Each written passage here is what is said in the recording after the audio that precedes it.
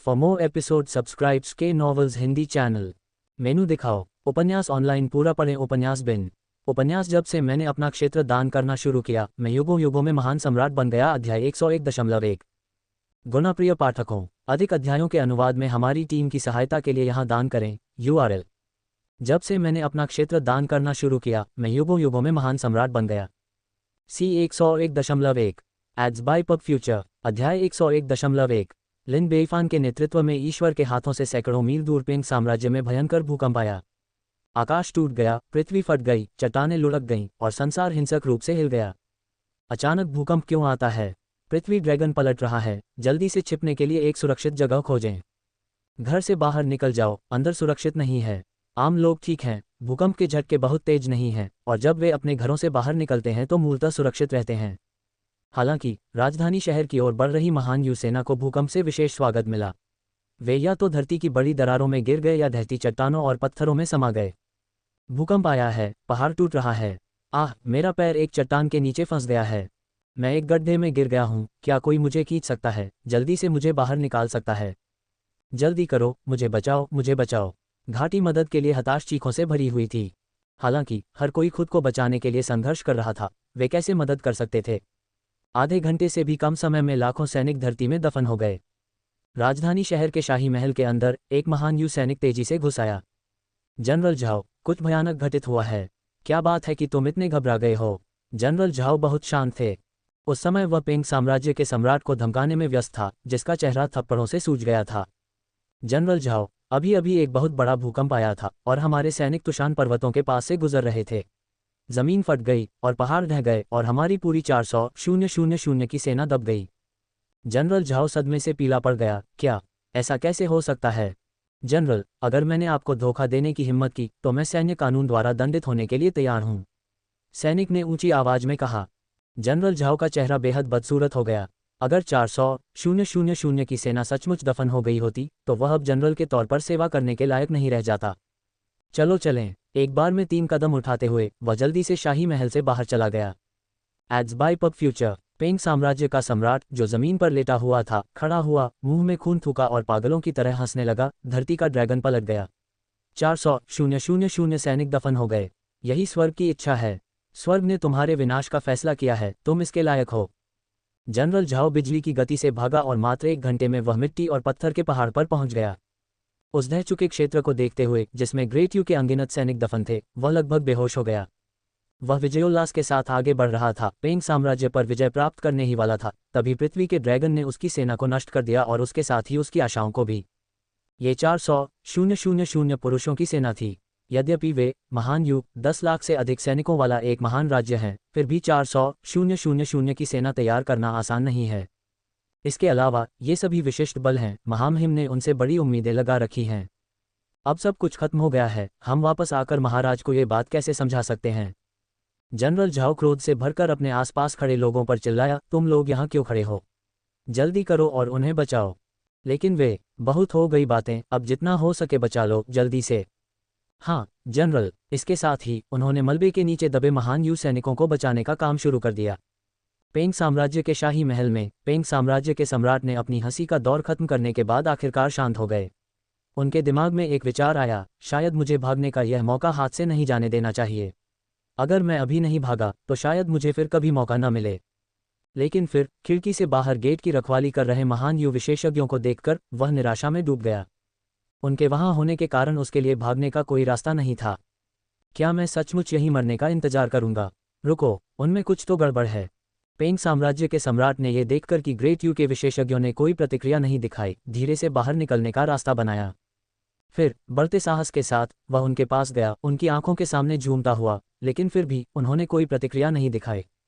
पेंग साम्राज्य के सम्राट को अधिक से अधिक घबराहट महसूस होने लगी, इसलिए उन्होंने अपनी उंगली बढ़ाई और धीरे से, सावधानी से उनमें से एक को धकेल दिया।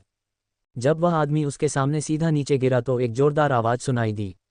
इसके बाद अन्य महान यू विशेषज्ञ भी क्रमिक रूप से गिर गए। उनकी गर्दन पर खून की एक पतली सी लकीर दिखाई दी, जिसमें से धीरे धीरे खून बह रहा था। पेंग साम्राज्य के सम्राट को बहुत धक्का लगा। क्या वे सब मर गए हैं? सदमे के बाद बड़ी खुशी आए। अच्छा हुआ, जिसने भी उन्हें मारा, मैं उनके 8 पीढ़ियों के पूर्वजों का आभारी हूं। Ads by pub Future. वह तुरंत हरम में पहुंचा जहां महारानी और अन्य लोग पहरे पर थे और कहा, ग्रेट यू के विशेषज्ञ मारे गए हैं। ये हमारे बचने का एकमात्र मौका है। हमें अपना सामान पैक करना चाहिए और तुरंत यहाँ से भाग जाना चाहिए। महारानी ने सिर हिलाया। हाँ महाराज, लेकिन हम कहाँ भागेंगे? कहाँ भागें? पेंग राज्य का सम्राट कुछ उलझन में था। अचानक उसे एहसास हुआ कि उसके पास भागने के लिए कोई जगह नहीं है। पड़ोसी देशों के साथ उसका हमेशा से झगड़ा रहा था। उनकी भूमि पर भागना ऐसा होगा जैसे भेड़ का बाघ की मान में प्रवेश करना। इसके अलावा अगर वह भागने में कामयाब भी हो गया तो क्या ग्रेट यू उसे जाने देगा? बिल्कुल नहीं। वे निश्चित रूप से उसे पकड़ने के लिए विशेषज्ञ भेजेंगे ताकि वह कभी भी शांति से न रह सके। इसलिए बहुत सोचने के बाद ऐसा लगा कि जाने के लिए केवल एक ही स्थान है। चलो ग्रेट जिया की ओर चलें। महारानी चौंक गईं। ग्रेट जिया? महाराज, मुझे डर है कि यह उचित नहीं होगा। एक तो ग्रेट जिया के साथ हमारी शिकायतों का इतिहास रहा है, क्या वे हमें स्वीकार भी करेंगे? इसके अलावा ग्रेट जिया तक पहुंचने के लिए हमें सैकड़ों मील की जमीन पार करनी होगी, जो कि ग्रेट यू क्षेत्र है। ये बहुत खतरनाक है। पेंग साम्राज्य के सम्राट ने उत्सुकता से उत्तर दिया। ये सच है कि ग्रेट जिया के साथ हमारे मतभेद हैं, लेकिन मेरे पास उन्हें हल करने का एक तरीका है। ग्रेट जिया तक पहुंचने के लिए हालांकि हमें ग्रेट यू के क्षेत्र से गुजरना होगा। ग्रेट यू की सेनाएं नष्ट हो चुकी हैं और बचे हुए सैनिक बचाव कार्यों में इतने व्यस्त हैं कि वे हमसे परेशान नहीं हो सकते। इसलिए अब हमारा एकमात्र विकल्प ग्रेट जिया भाग जाना है। एक बार जब हम वहां पहुंच जाएंगे तो हम सुरक्षित रहेंगे। ठीक है, अब चलो। महारानी एक निर्णायक व्यक्ति थी जो मौके पर ही फैसला ले लेती थीं। उन्होंने अपना सामान बांधा, अपने परिवारों को इकट्ठा किया और गाड़ी में सवार हो गए। रुको, मुझे कुछ लेना है। वह शाही महल में वापस भागा, जमीन से जैद सील ले आया और शाही फरमान भी ले आया। फिर वह ग्रेट जिया की दिशा की ओर तेजी से चला गया। लिन बेईफान ने यह दृश्य उदासीनता से देखा। अच्छे कर्मों को अंत तक पूरा करने के सिद्धांत का पालन करते हुए उसने चुपके से कुछ सहायता की पेशकश की। यदि उनका सामना ग्रेट यू के सैनिकों से होता तो वह उन्हें पहले ही मार गिराता। यदि उन्हें भोजन की समस्या हो तो कुछ सूखा राशन भेजें। जब तक दूसरा पक्ष पेंग किंगडम में है, यदि संभव हो तो मदद करें। यदि वे पेंग साम्राज्य से बच निकलते हैं तो उन्हें स्वयं ही अपनी रक्षा करनी होगी, मदद करने की इच्छा व्यर्थ होगी। 2 दिन बाद वे अंततः पेंग साम्राज्य से बच निकले। महान यू जनरल झाओ को यह एहसास बहुत देर से हुआ कि पीछा करने वालों को भेजने के लिए पहले ही बहुत देर हो चुकी थी। वे बिना किसी निशान के गायब हो गए थे। सम्राट पेंग और उनके साथियों के पेंग साम्राज्य से भागने के बाद ही उनकी वास्तविक परेशानियां शुरू हुईं। Ads by pub Future. बिना सुरक्षा के वे पहाड़ों और नदियों के बीच से गुजरते थे और हवा में खाने और ओस में सोने की कठिनाइयों को सहन करते थे, हर तरह की कठिनाई को झेलते थे। यह अनिश्चित था कि क्या ये पुण्यात्माओं के पक्ष में अच्छे भाग्य के कारण था, लेकिन चमत्कारिक रूप से उन्हें रास्ते में महान यू के किसी भी सैनिक का सामना नहीं करना पड़ा और वे बिना किसी वास्तविक खतरे के आगे बढ़ने में सफल रहे। ऐसे ही 1 सप्ताह के बाद वे वास्तव में ग्रेट जिया पहुंचे और लिन बेईफान से मिले। लिन बेईफान ने नीचे पेंग साम्राज्य के सम्राट को दिलचस्पी से भरी मुस्कान के साथ देखा और कहा, दुनिया इतनी विशाल है, फिर भी आपने मेरे क्षेत्र में भागना चुना। क्या आपको लगता है कि मैं आपको मारने की हिम्मत नहीं करूंगा? महाराज, आप गलत समझ रहे हैं। वास्तव में मैं पहले से ही आपका अधीन हूं। मैं आपके पास न जाकर और कहाँ भाग सकता हूं? पेंग साम्राज्य के सम्राट ने जल्दबाजी में उत्तर दिया। ये कैसे हो सकता है? लिन बेईफान ने पूछा। क्योंकि मैंने पहले ही पेंग साम्राज्य को ग्रेट जिया को सौंप दिया है और सिंहासन त्याग दिया है और आपको अपना संप्रभु मान लिया है। आपके अवलोकन के लिए शाही फरमान यहाँ है। ये पेंग साम्राज्य की जैद सील है, कृपया इसे स्वीकार करें। पेंग साम्राज्य के सम्राट ने चापलूसी भरी मुस्कान के साथ कहा। यद्यपि पेंग साम्राज्य पहले ही नष्ट हो चुका है, फिर भी जैद सील और शाही फरमान को वैधता का प्रतिनिधित्व करने वाला कहा जा सकता है, जिससे कई हेरफेर की अनुमति मिलती है। उदाहरण के लिए, यदि आप सेना भेजने जा रहे हों तो जैद सील और शाही आदेश से आपका कारण न्यायोचित हो जाएगा। लिन बेईफान ने केवल उदासीनता से देखा। वास्तव में मुझे इस बारे में लंबे समय से पता है, अन्यथा आप महल से सुरक्षित कैसे निकल सकते थे? पेंग राज्य के सम्राट को आश्चर्य हुआ। क्या उन लोगों की हत्या आपके आदेश से की गई थी? लिन बेईफान ने थोड़ा सिर हिलाया। आप ऐसा कह सकते हैं। इसलिए मैंने आपका एहसान चुका दिया है और हम अब भी एक ही स्थिति में हैं। आप रहना या छोड़ना चुनते हैं, यह आप पर निर्भर है। मैं हस्तक्षेप नहीं करूंगा। पेंग साम्राज्य के सम्राट चिंतित हो गए। नहीं, आप हमें इस तरह से अनदेखा नहीं कर सकते। मैं क्यों परेशान होऊं? लिन बेईफान ने जवाब दिया। अगर तुम मेरी परवाह नहीं करते तो मैं ग्रेट यू द्वारा भेजे गए विशेषज्ञों द्वारा मारा जाऊंगा। इसके अलावा अगर राष्ट्र खो गया और मेरे पास जीविकोपार्जन का कोई साधन नहीं रहा तो मैं भूख से मर जाऊंगा। पेंग साम्राज्य के सम्राट ने चिंतित होकर कहा, यह तुम्हारी अपनी समस्या है। यह अच्छा है कि मैंने तुम्हें बचा लिया। लिन बेईफान ने कहा। रुको, मेरे पास देने के लिए एक खजाना है। पेंग साम्राज्य के सम्राट ने ऊंची आवाज में कहा, देश के विनाश और परिवार की बर्बादी से बचने के लिए पूर्व सम्राट ने बाद की पीढ़ियों के लिए एक खजाना तैयार किया है।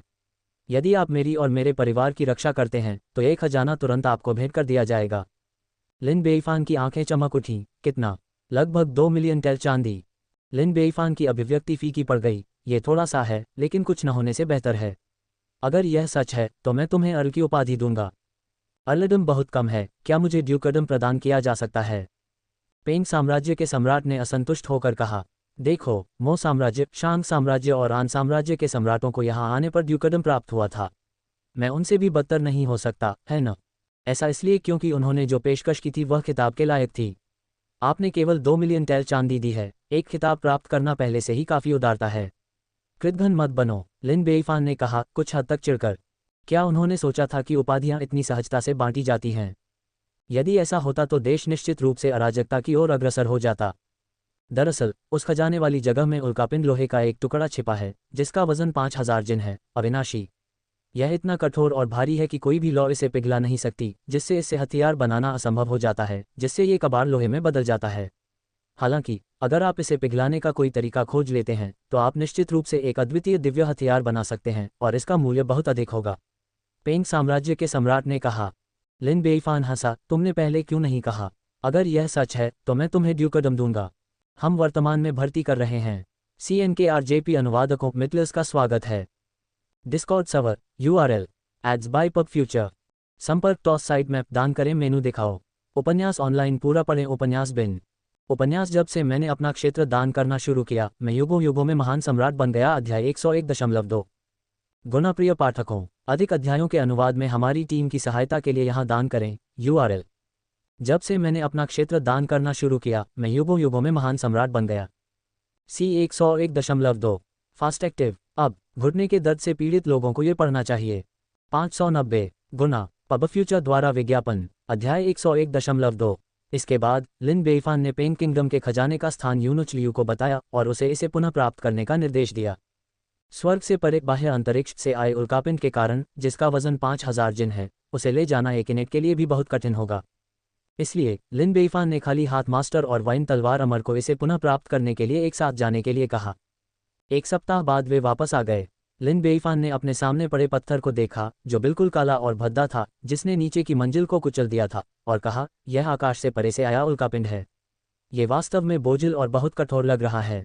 वाइन स्वॉर्ड इमोर्टल ने एक व्यंग्यात्मक मुस्कान दी। ये वास्तव में बहुत कठोर है। मैंने अपनी पूरी ताकत लगा दी और इस पर एक निशान भी नहीं छोड़ सका। ये निश्चित रूप से हथियार बनाने के लिए एक दुर्लभ सामग्री है जो दिव्य हथियार और तेज ब्लेड बनाने के लिए बिल्कुल उपयुक्त है। खाली हाथ मास्टर ने सिर हिलाया। ये वाकई एक बढ़िया चीज़ है। हालांकि यह अपनी चमत्कारी क्षमता केवल एक मास्टर स्मिथ के हाथों में ही प्रकट करेगी, अन्यथा ये सिर्फ एक स्क्रैप आयरन का टुकड़ा है। मैं कुछ मास्टर स्मिथ को जानता हूं, क्या हमें उन्हें इसे आजमाने के लिए आमंत्रित करना चाहिए?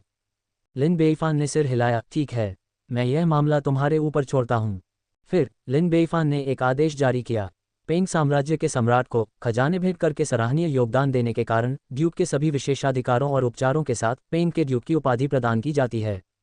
आदेश प्राप्त होने पर पेंग साम्राज्य के सम्राट ने राहत की सांस ली। यद्यपि वह अब सम्राट नहीं रह सकता था, परंतु कम से कम उसका जीवन और धन सुरक्षित था, जो उसके लिए पर्याप्त से अधिक था।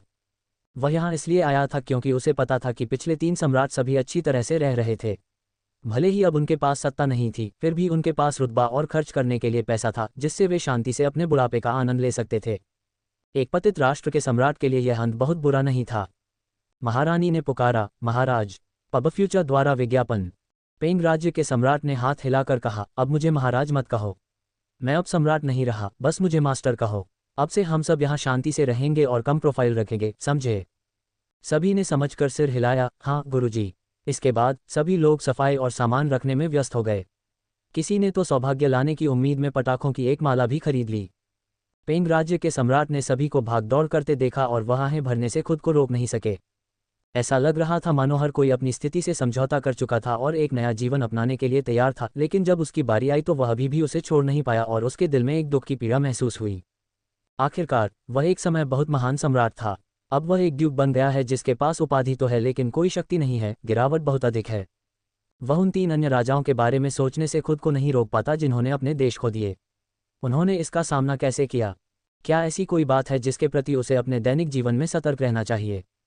वह शांतिपूर्ण जीवन कैसे जी सकता है? वह उनका ज्ञान प्राप्त करना चाहता है और उनके अनुभवों से सीखना चाहता है। आप सब अपना काम करते रहो, मैं बाहर टहलने जा रहा हूँ। पेंग राज्य के सम्राट ने हाथ हिलाया और दरवाजे से बाहर चले गए। जैसे ही वह बाहर निकला, उसे असाधारण चरित्र वाले 3 व्यक्तियों का सामना करना पड़ा। पेंग साम्राज्य के सम्राट को देखते ही उन्होंने एक दूसरे की ओर देखा और एक साथ सिर हिलाकर अभिवादन किया। उनमें से एक ने पूछा, क्या आप पेंग साम्राज्य के शासक हैं? पेंग राज्य के सम्राट आश्चर्यचकित हुए, आपको कैसे पता? दूसरे व्यक्ति ने पूछा, क्या आप ड्यूक ऑफ मो, ड्यूक ऑफ शांग और ड्यूक ऑफ अन की खोज करने की योजना बना रहे हैं? पब फ्यूचर द्वारा विज्ञापन। पेंग राज्य के सम्राट एक बार फिर हैरान हुए, आपको ये भी कैसे पता? तीसरा व्यक्ति बोला, क्या तुम असमंजस में हो? तुम्हें समझ नहीं आ रहा कि कहाँ जाना है या क्या करना है, इसलिए तुम उनसे सलाह लेना चाहते हो कि यहाँ कैसे अच्छी तरह से गुजारा किया जाए। पेंग साम्राज्य के सम्राट अब और नहीं रोक सके, आप सब कुछ कैसे जानते हैं? तीनों लोग जोर से हंस पड़े, क्योंकि हम मो के ड्यूक, शांत के ड्यूक और एन के ड्यूक हैं। हम एक ही रास्ते पर चले हैं, इसलिए स्वाभाविक रूप से हम आपकी स्थिति को समझते हैं। चलो चलें, हम लंबे समय से तुम्हारा इंतजार कर रहे हैं। दावत तैयार है, हम बातें करते हुए खाना खा सकते हैं। आपके जो भी प्रश्न हो, हम आपको उत्तर ढूंढने में मदद कर सकते हैं। 4 लोग एक दूसरे का हाथ थामे हुए चले गए। तीनों सम्राटों द्वारा सांत्वना दिए जाने के बाद पेंग साम्राज्य के सम्राट को अंततः अपनी चिंताओं का समाधान मिल गया। वह हंसते हुए और अपना सिर हिलाते हुए बोले, मैंने कभी नहीं सोचा था कि जिस मुद्दे को लेकर मैं चिंतित था, वह वास्तव में कोई मुद्दा नहीं है, क्योंकि उन्होंने मुझे शुरू से ही गंभीरता से नहीं लिया था। बिल्कुल यही बात है, मो राज्य के सम्राट ने हंसते हुए कहा, हमें जीवन का आनंद लेना चाहिए और खुद को दुखी नहीं बनाना चाहिए। जब तक आप सत्ता में हस्तक्षेप नहीं करते, आप एक आराम और चिंतामुक्त जीवन जी सकते हैं। बिल्कुल, मैं अब सम्राट होने के समय से कहीं ज्यादा सहज महसूस करता हूँ। मैं बिना किसी डर के खुलकर पैसे खर्च कर सकता हूँ। हम 4 पूर्व सम्राटों का एक साथ मिलना दुर्लभ है। यह एक बहुत ही सौभाग्यशाली अवसर है। आइए हम अपने भाग्य को सलाम करें। चारों सम्राटों ने एक साथ अपने गिलास उठाए, चीयर्स। तभी कुछ ही दूर से तालियों की गड़गड़ाहट सुनाई दी। आप सम्राटों को कितना बढ़िया आनंद मिलता है। इस तरह इकट्ठे होकर क्या आपको दूसरे सम्राटों की ईर्ष्या भड़काने का डर नहीं लगता? चारों सम्राट तुरंत नाराज हो गए। पब फ्यूचर द्वारा विज्ञापन। हम जो करना चाहते हैं उससे आपका कोई लेना देना नहीं है। बस अपना काम करो। आखिरकार हम ड्यूक हैं, कोई ऐसा व्यक्ति नहीं जिसे आप जैसे आम लोग भड़का सकें। लेकिन जल्द ही वे दंग रह गए। ये तो महामहिम की आवाज़ लगती है। वे तुरंत वहां पहुंचे और पाया कि भेष बदले हुए होने के बावजूद उनके सामने खड़ा व्यक्ति निस्संदेह महामहिम लिन बेईफान था। वे कुछ घबरा गए। महाराज, आप यहाँ क्यों आए हैं? मैं गुप्त यात्रा पर हूँ, बस यहाँ से गुजर रहा था और मैंने यहाँ कुछ देर आराम करने और कुछ खाने का फैसला किया। मुझे आप सभी से मिलने की उम्मीद नहीं थी, क्या संयोग है? लिन बेईफान ने चारों सम्राटों की ओर गर्मजोशी से मुस्कुराते हुए कहा, आप सभी एक साथ इकट्ठे हुए हैं, क्या आप एवेंजर्स एलायंस बनाने की योजना बना रहे हैं? लिन बेईफान की निगाह से चारों सम्राट घबरा गए। मो साम्राज्य के सम्राट ने सबसे तीव्र प्रतिक्रिया देते हुए कहा, नहीं, हम असफल मोर्चे का गठबंधन हैं। अन्य सम्राटों ने भी स्पष्ट किया, बिल्कुल बिल्कुल, हम असफलों का संघ हैं। हम केवल एक दूसरे को गर्म रख रहे हैं, बदले की कोई सोच नहीं रखते। लिन बेईफान ने हल्की सी मुस्कान दी, एक चॉपस्टिक उठाई और झटके से उसे अलग कर दिया। फिर उसने कई चॉपस्टिक उठाई और थोड़ा जोर लगाया, लेकिन वे टूटी नहीं। क्या आपको पता है कि इसका क्या अर्थ है? 1 और 1 11। नहीं। लिन बेईफान ने अपना सिर हिलाया और थोड़ा और बल लगाया और चॉपस्टिक कई दरारों के साथ टूटकर अलग हो गईं। मेरा इरादा यह है कि भले ही आप सभी एक साथ आ जाएं, आप मुझे हरा नहीं सकते या धमका नहीं सकते। 4 सम्राट। लिन बेईफान मुस्कुराते हुए खड़ी हो गई, तो तनाव में आने की कोई ज़रूरत नहीं है। बस जो करना है करो, मैं इसे दिल पर नहीं लूंगी। मेरा पेट भर गया है, इसलिए अब मैं वापस जा रही हूँ। मैं आप सभी को आज के सुखद समय की शुभकामना देती हूँ। हम वर्तमान में भर्ती कर रहे हैं। CNKRJP अनुवादकों मिटलर्स का स्वागत है। Discord server URL pub future द्वारा विज्ञापन। संपर्क टॉस साइट मैप दान करें, मेनू दिखाओ। उपन्यास ऑनलाइन पूरा पढ़ें। उपन्यास बिन। उपन्यास जब से मैंने अपना क्षेत्र दान करना शुरू किया, मैं युगों युगों में महान सम्राट बन गया। अध्याय 102.1। जब से मैंने अपना क्षेत्र दान करना शुरू किया, मैं युगों युगों में महान सम्राट बन गया। C 102.1 पब फ्यूचर द्वारा विज्ञापन। अध्याय 102.1। लिन बेईफान को पीछे हटते देख चारों सम्राटों ने राहत की सांस ली। यद्यपि वे लिन बेईफान से चौंक गए थे, लेकिन उसके रवैये से यह भी स्पष्ट हो गया था कि वे बिना उसकी परवाह किए जो चाहें कर सकते हैं, क्योंकि उसके पास उनसे निपटने के लिए पर्याप्त आत्मविश्वास और क्षमता थी। यद्यपि पतित राष्ट्रों के राजाओं के लिए यह कुछ हद तक दमघोंटू था, फिर भी यह सबसे अच्छा परिणाम था। अधिक सोचना बंद करो, चलो पीते रहें। ठीक है, पीने के लिए। चारों सम्राट जोर जोर से गाते रहे और मजे से शराब पीते रहे। इस बीच दूर पेंग साम्राज्य में जनरल ग्रेट यू झाओ बहुत उदास मूड में थे, क्योंकि उनके नेतृत्व वाली 400,000 सैनिकों वाली सेना भूमि पर बड़े पैमाने पर उथल पुथल के बाद धरती और चट्टानों के नीचे दफन हो गई थी। यद्यपि वह समय पर पहुंचे और अपना सर्वश्रेष्ठ प्रयास किया, फिर भी वह केवल कुछ 100 लोगों को ही बचा पाए। उनमें से अधिकतर के हाथ या पैर गायब हैं, वे बर्बाद हो चुके हैं। 3 देशों से लड़ने के बाद हमारे सैनिकों को शायद ही कोई नुकसान हुआ, लेकिन पृथ्वी की अचानक उथल पुथल से वे नष्ट हो गए। 4 लाख की सेना अचानक गायब हो गई। वह इसकी सूचना महाराज को कैसे दे सकता है? मामले को बदतर बनाने के लिए पेंग साम्राज्य के सम्राट और उनका परिवार वास्तव में भाग निकले हैं। उनकी कड़ी निगरानी के बावजूद वे भागने में सफल रहे, और उनका ठिकाना अभी भी अज्ञात है। ये तीसरा सम्राट था जिसे उसने जाने दिया था। 1 या 2 मामलों को लापरवाही के तौर पर समझाया जा सकता है, लेकिन ये तीसरा मामला था। अब ग्रेट यू कोर्ट को संदेह होने लगा था कि क्या उसने जानबूझकर सम्राट को भागने देने के लिए रिश्वत ली थी। कुछ लोगों ने तो उन पर देशद्रोह और दुश्मन के साथ मिलीभगत का आरोप भी लगाया। जनरल झाओ को बहुत दुख हुआ, लेकिन वह खुद को समझाना नहीं जानते थे। अब वह केवल यही आशा कर सकता था कि पेंग साम्राज्य से होने वाले लाभ से सभी नुकसानों की भरपाई हो जाएगी। पब फ्यूचर द्वारा विज्ञापन 100 का दांव लगाएं और पूरे प्लेटफॉर्म पर 400 पाएं, 10% साप्ताहिक कैशबैक पाएं। 100 का दांव लगाएं और पूरे प्लेटफॉर्म पर 400 पाएं, 10% साप्ताहिक कैशबैक पाएं। YOLO247.co। उसी समय एक सैन्य अधिकारी तेजी से अंदर आया। जनरल झाओ ने थके हुए स्वर में पूछा, मैंने तुम्हें राष्ट्रीय खजाना और आंतरिक मामलों के विभाग को अपने अधीन करने का आदेश दिया था। क्या तुम्हें कुछ मिला? महामहिम, इससे कोई लाभ नहीं होगा। जनरल झाओ क्रोधित हुए। राष्ट्रीय खजाना और शाही घरेलू विभाग चांदी के भंडारण के प्रमुख स्थान हैं, वहां लाभ कैसे नहीं हो सकता? अधिकारी ने कड़वी मुस्कान दी, लेकिन जनरल, हमने पहले ही राष्ट्रीय खजाने और शाही घरेलू विभाग की अच्छी तरह से तलाशी ले ली है, केवल ये पता लगाने के लिए कि वे लंबे समय से खाली हैं। भले ही हम जमीन में 3 फीट खोदें, हमें एक भी सिक्का नहीं मिलेगा। कृपया हमें माफ करें जनरल। असंभव, तुम मुझे धोखा दे रहे हो, मुझे विश्वास नहीं होता, जनरल झाओ ने कहा। फिर वह बिजली की तरह राष्ट्रीय खजाने की ओर दौड़ा। जब उन्हें पता चला कि वह सचमुच खाली था और उसमें चांदी का एक टुकड़ा भी नहीं था, तो वह बिना रुके शाही घरेलू विभाग की ओर भागे, लेकिन पाया कि वह भी खाली था और वहां कुछ बेकार मेजों और कुर्सियों के अलावा कुछ भी नहीं छोड़ा गया था। जनरल झाओ क्रोधित हो गए। ये किसने किया? ये किसने किया? 400,000 सैनिकों को खोने और पेंग साम्राज्य के सम्राट को भागने देने के बाद वह अब अपने अपराध को कम करने के लिए सोने, चांदी और जवाहरात के इन खजानों पर निर्भर था। लेकिन अब जब वे चले गए तो क्या यह उसके लिए मौत की सजा के बराबर नहीं था? पेंग राज्य के अधिकारियों को बुलाओ, उसने आदेश दिया। थोड़ी देर बाद पेंग साम्राज्य के अधिकारियों को आगे लाया गया, जो जमीन पर घुटने टेक कर रो रहे थे।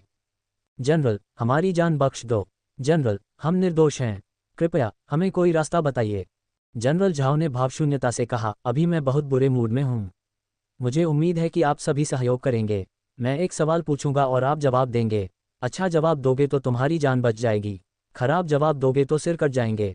बुजुर्ग अधिकारियों के समूह को आशा की एक किरण दिखाई दी और उन्होंने जल्दी से कहा, कृपया पूछिए जनरल। हम कुछ भी नहीं छिपाएंगे और जो कुछ भी हम जानते हैं वह सब बता देंगे। बहुत अच्छा, तो फिर मैं पूछूंगा। जनरल झाओ ने अपना सिर नीचे किया। राष्ट्रीय खजाने और शाही गृह विभाग से सोना, चांदी और जवाहरात कहाँ गए? मुझे उम्मीद है कि आप ईमानदारी से जवाब देंगे। एक हैरान अधिकारी ने जवाब दिया, राष्ट्रीय खजाने और शाही गृह विभाग से सोना, चांदी और जवाहरात हमेशा से यहाँ रखे हुए हैं। उन्हें और कहाँ छिपाया जा सकता है? बिना कोई परिवर्तन किए जनरल झाओ ने चाकू निकाला और तेजी से उसे नीचे गिरा दिया। तेज धमाके के साथ बुजुर्ग अधिकारी का सिर जमीन पर गिर गया और खून बहने लगा। पब फ्यूचर द्वारा विज्ञापन 24 हज़ लाइव कसिनो अज 1 क्लिक अवे। 24 हज़ लाइव कसिनो अज 1 क्लिक अवे। YOLO247.co। आसपास के अधिकारी चौंक गए और डर के मारे पीछे हट गए। मैं इस उत्तर से बहुत असंतुष्ट हूं, जारी रखें। जनरल झाओ ने खून से सनी तलवार दूसरे बुजुर्ग अधिकारी की ओर तानते हुए कहा, अब तुम्हारी बारी है। बोलो, खजाने की चांदी कहाँ छिपी है? आदमी का चेहरा राख जैसा था, पसीना बहुत टपक रहा था। मुझे नहीं पता। एक और गीली चीरने की आवाज हुई और दूसरा सिर जमीन पर गिर गया। सभी लोग फिर से आश्चर्य से चिल्ला उठे। अब तुम्हारी बारी है, जल्दी से बताओ कि तुम क्या जानते हो। जनरल झाओ ने तीसरे व्यक्ति से पूछताछ की। लेकिन मैं वास्तव में नहीं जानता, कृपया जनरल दया करें। एक झटके के साथ तीसरा सिर जमीन पर गिर गया। इस तरह जनरल झाओ ने 1 दर्जन से ज्यादा लोगों के सिर कलम कर दिए, फिर भी उसे वह जवाब नहीं मिला जिसकी उसे तलाश थी।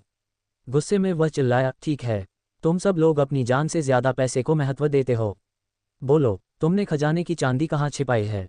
अधिकारी डर से कांप उठे। जनरल, ये हमने नहीं किया, हमने सचमुच खजाने की चांदी नहीं छिपाई थी। जनरल झाओ ने गुस्से में कहा, लेकिन उस कुत्ते सम्राट के अलावा केवल आप लोगों में ही राष्ट्रीय खजाने को खाली करने की क्षमता होगी। वह अब अपनी जान बचाने के लिए भाग रहा है, इतना व्यस्त है कि उसे परवाह नहीं है। अगर आप नहीं तो और कौन? ये वास्तव में हम नहीं थे, हमें साहस कहाँ से मिलता? जनरल झाओ बहुत क्रोधित थे। उन्होंने सभी के सिर काट दिए, जिससे घटनास्थल रक्तरंजित और भयावह हो गया। अब तुरंत शाही महल और राजधानी शहर की ऊपर से नीचे तक तलाशी ली जाए, उसने आदेश दिया। हर घर की जांच करें, किसी को भी बिना जांचे न छोड़ें। मैं यह मानने से इनकार करता हूं कि हमें एक भी सुराग नहीं मिलेगा। हाँ जनरल, उनके बचे हुए सैनिक तैनात कर दिए गए हैं। एक दिन बाद उन्होंने पूरे शाही महल और राजधानी शहर की तलाशी ली, लेकिन उन्हें 10,000 टैल से भी कम चांदी मिली, जिसमें से अधिकांश तांबे के सिक्के थे। ये परिणाम सुनकर जनरल झाओ क्रोध से लगभग बेहोश हो गए। आखिर यह किसने किया? हमें इतनी बुरी तरह लूट लिया। तभी एक सिपाही ने जल्दी से आकर कहा, जनरल, बहुत बुरी खबर है। जब हम अन्न भंडार का निरीक्षण करने गए थे तो हमने पाया कि सारा अनाज गायब हो गया है। जनरल झाओ चौंक गए। क्या? अनाज भी खत्म हो गया? अभी अभी शरद ऋतु की फसल कटी है, अनाज कैसे नहीं हो सकता? जनरल, सचमुच वहां कुछ भी नहीं है, चावल का एक भी दाना नहीं मिलेगा। असंभव। जनरल झाओ क्रोध से आग बबूला होकर अन्न भंडार में घुसे और पाया कि वह वास्तव में खाली था और फर्श उनके चेहरे से भी अधिक साफ था। वह पेंग साम्राज्य के अधिकारियों को पूछताछ के लिए घसीटना चाहता था, लेकिन उसे एहसास हुआ कि उसने पहले ही उन सभी को मार डाला है और उसके प्रश्नों का उत्तर देने वाला कोई नहीं बचा है। भाग्य कभी भी दो दो हाथ नहीं करता, फिर भी दुर्भाग्य एक एक करके नहीं आता, एक के बाद एक बुरी खबरें आती रहती हैं। जनरल, मुसीबत आ गई है। पेन किंगडम की लौह खदान ढह गई है और अंदर का सारा लौह अयस्क बाहर निकल गया है। जनरल, मुसीबत आ गई है। पेन किंगडम की चांदी की खान भी अब खाली हो गई है। जनरल, मुसीबत है। हमने दूसरे शहरों में भी खोज की, लेकिन कहीं भी पैसा या खाना नहीं मिला। जनरल, कुछ भयानक हुआ है। जनरल झाओ ने जब ये सुना तो उनका गुस्सा और बढ़ गया, उनका पूरा अस्तित्व उथल पुथल में था। 1 महीने तक युद्ध करने और 400,000 सैनिकों की कुर्बानी देने के बाद क्या ये सब सिर्फ अकेलेपन के लिए था? फिर भी ये सबसे बुरी खबर भी नहीं थी। जनरल को रिपोर्ट करते हुए, हमें अभी अभी नवीनतम खुफिया जानकारी मिली है। पेंग साम्राज्य के सम्राट और उनका परिवार ग्रेट जिया भाग गए हैं और उन्हें ग्रेट जिया के सम्राट द्वारा पेंग साम्राज्य के ड्यूक की उपाधि दी गई है और उन्हें ड्यूक के सभी विशेषाधिकार प्राप्त हैं। जनरल झाओ क्रोध से फट पड़े। मैंने तीसरे सम्राट को भागने दिया और वह सभी स्थानों में से ग्रेट जिया में समाप्त हो गया, यहाँ तक कि उसे ड्यूक की उपाधि भी दी गई। इस बारे में ज़्यादा सोचने की जरूरत नहीं है, उसने ग्रेट जिया को ऐसी कीमत की पेशकश की होगी जिसे वे अस्वीकार नहीं कर सकते थे। अन्यथा महान जिया ड्यूकडम देने के लिए क्यों तैयार होगा?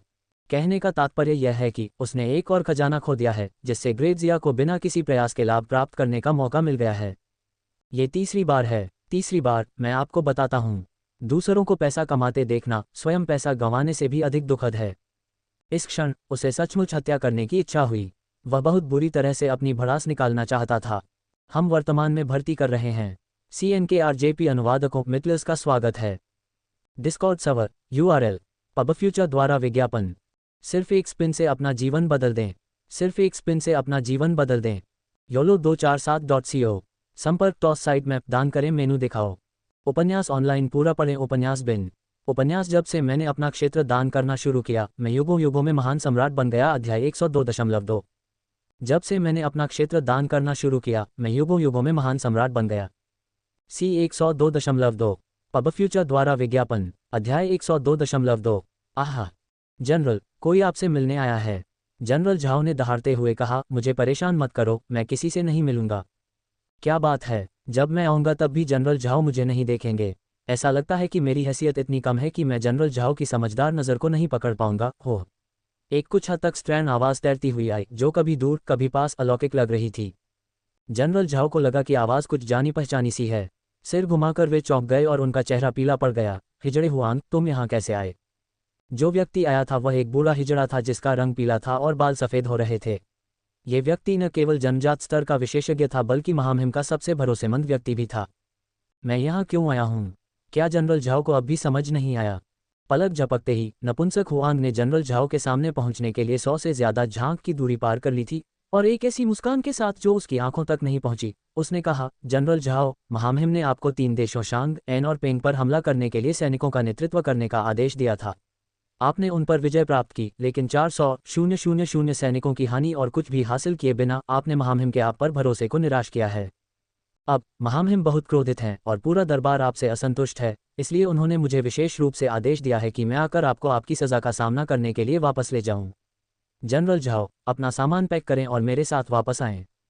जनरल झाओ का दिल कड़वाहट से भर गया। ठीक है हिजड़ा हुआंग, मैं तुम्हारे पीछे आऊँगा, लेकिन ये जगह, स्वाभाविक रूप से अन्य लोग यहाँ जिम्मेदारी ले लेंगे। जनरल झाओ को अब और परेशानी उठाने की जरूरत नहीं है।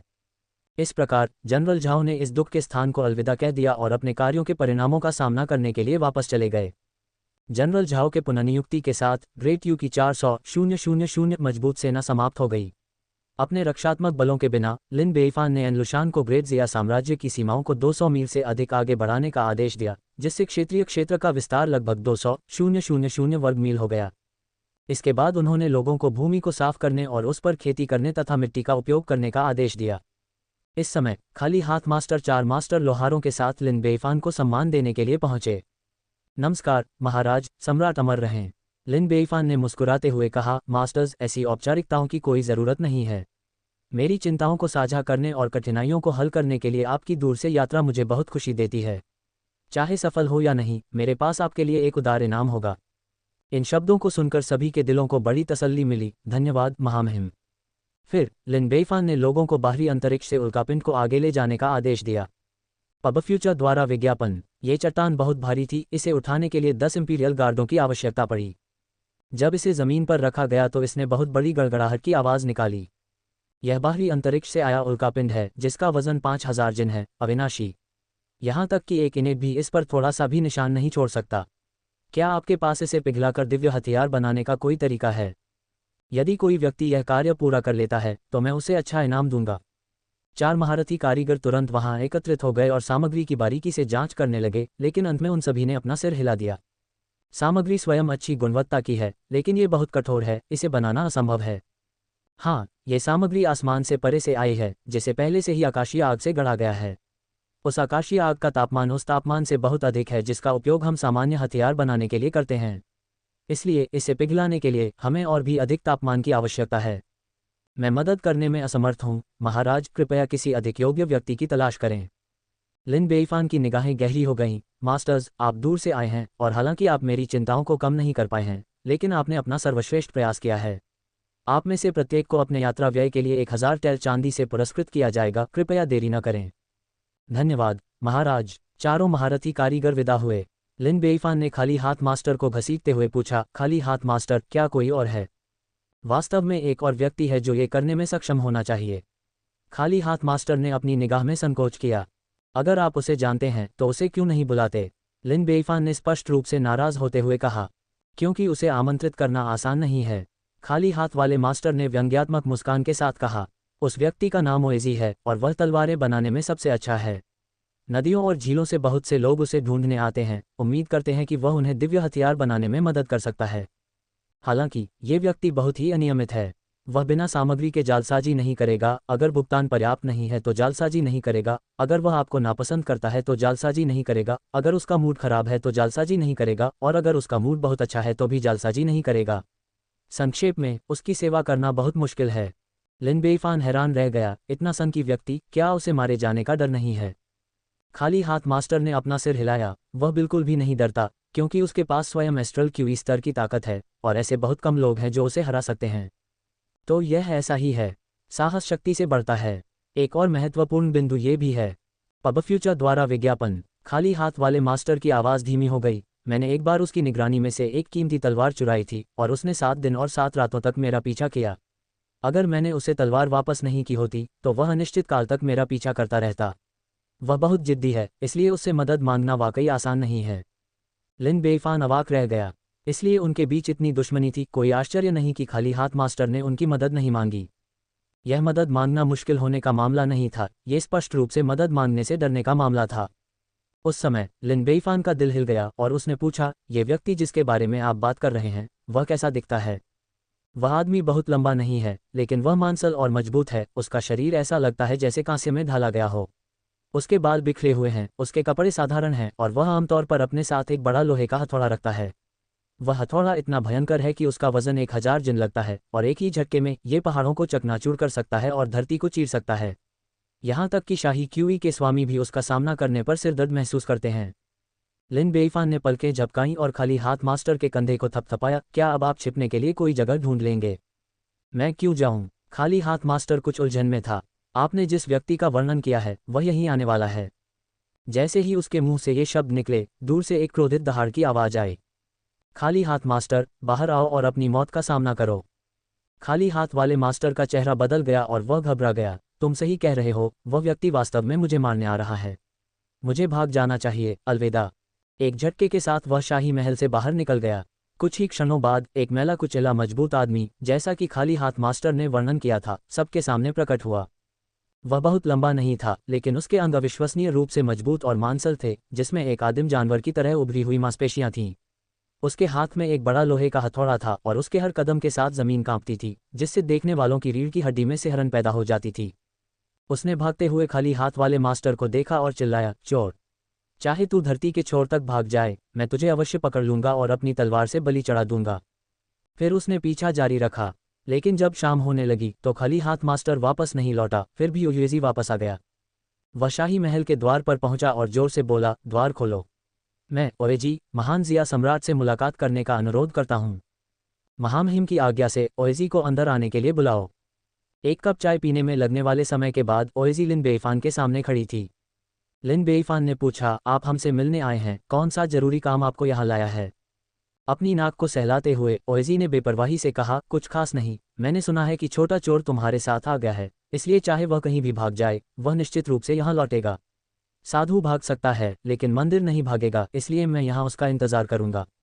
मेरी परवाह मत करो, एक बार मैं उसे पकड़ लूंगा, मैं खुद ही चला जाऊंगा।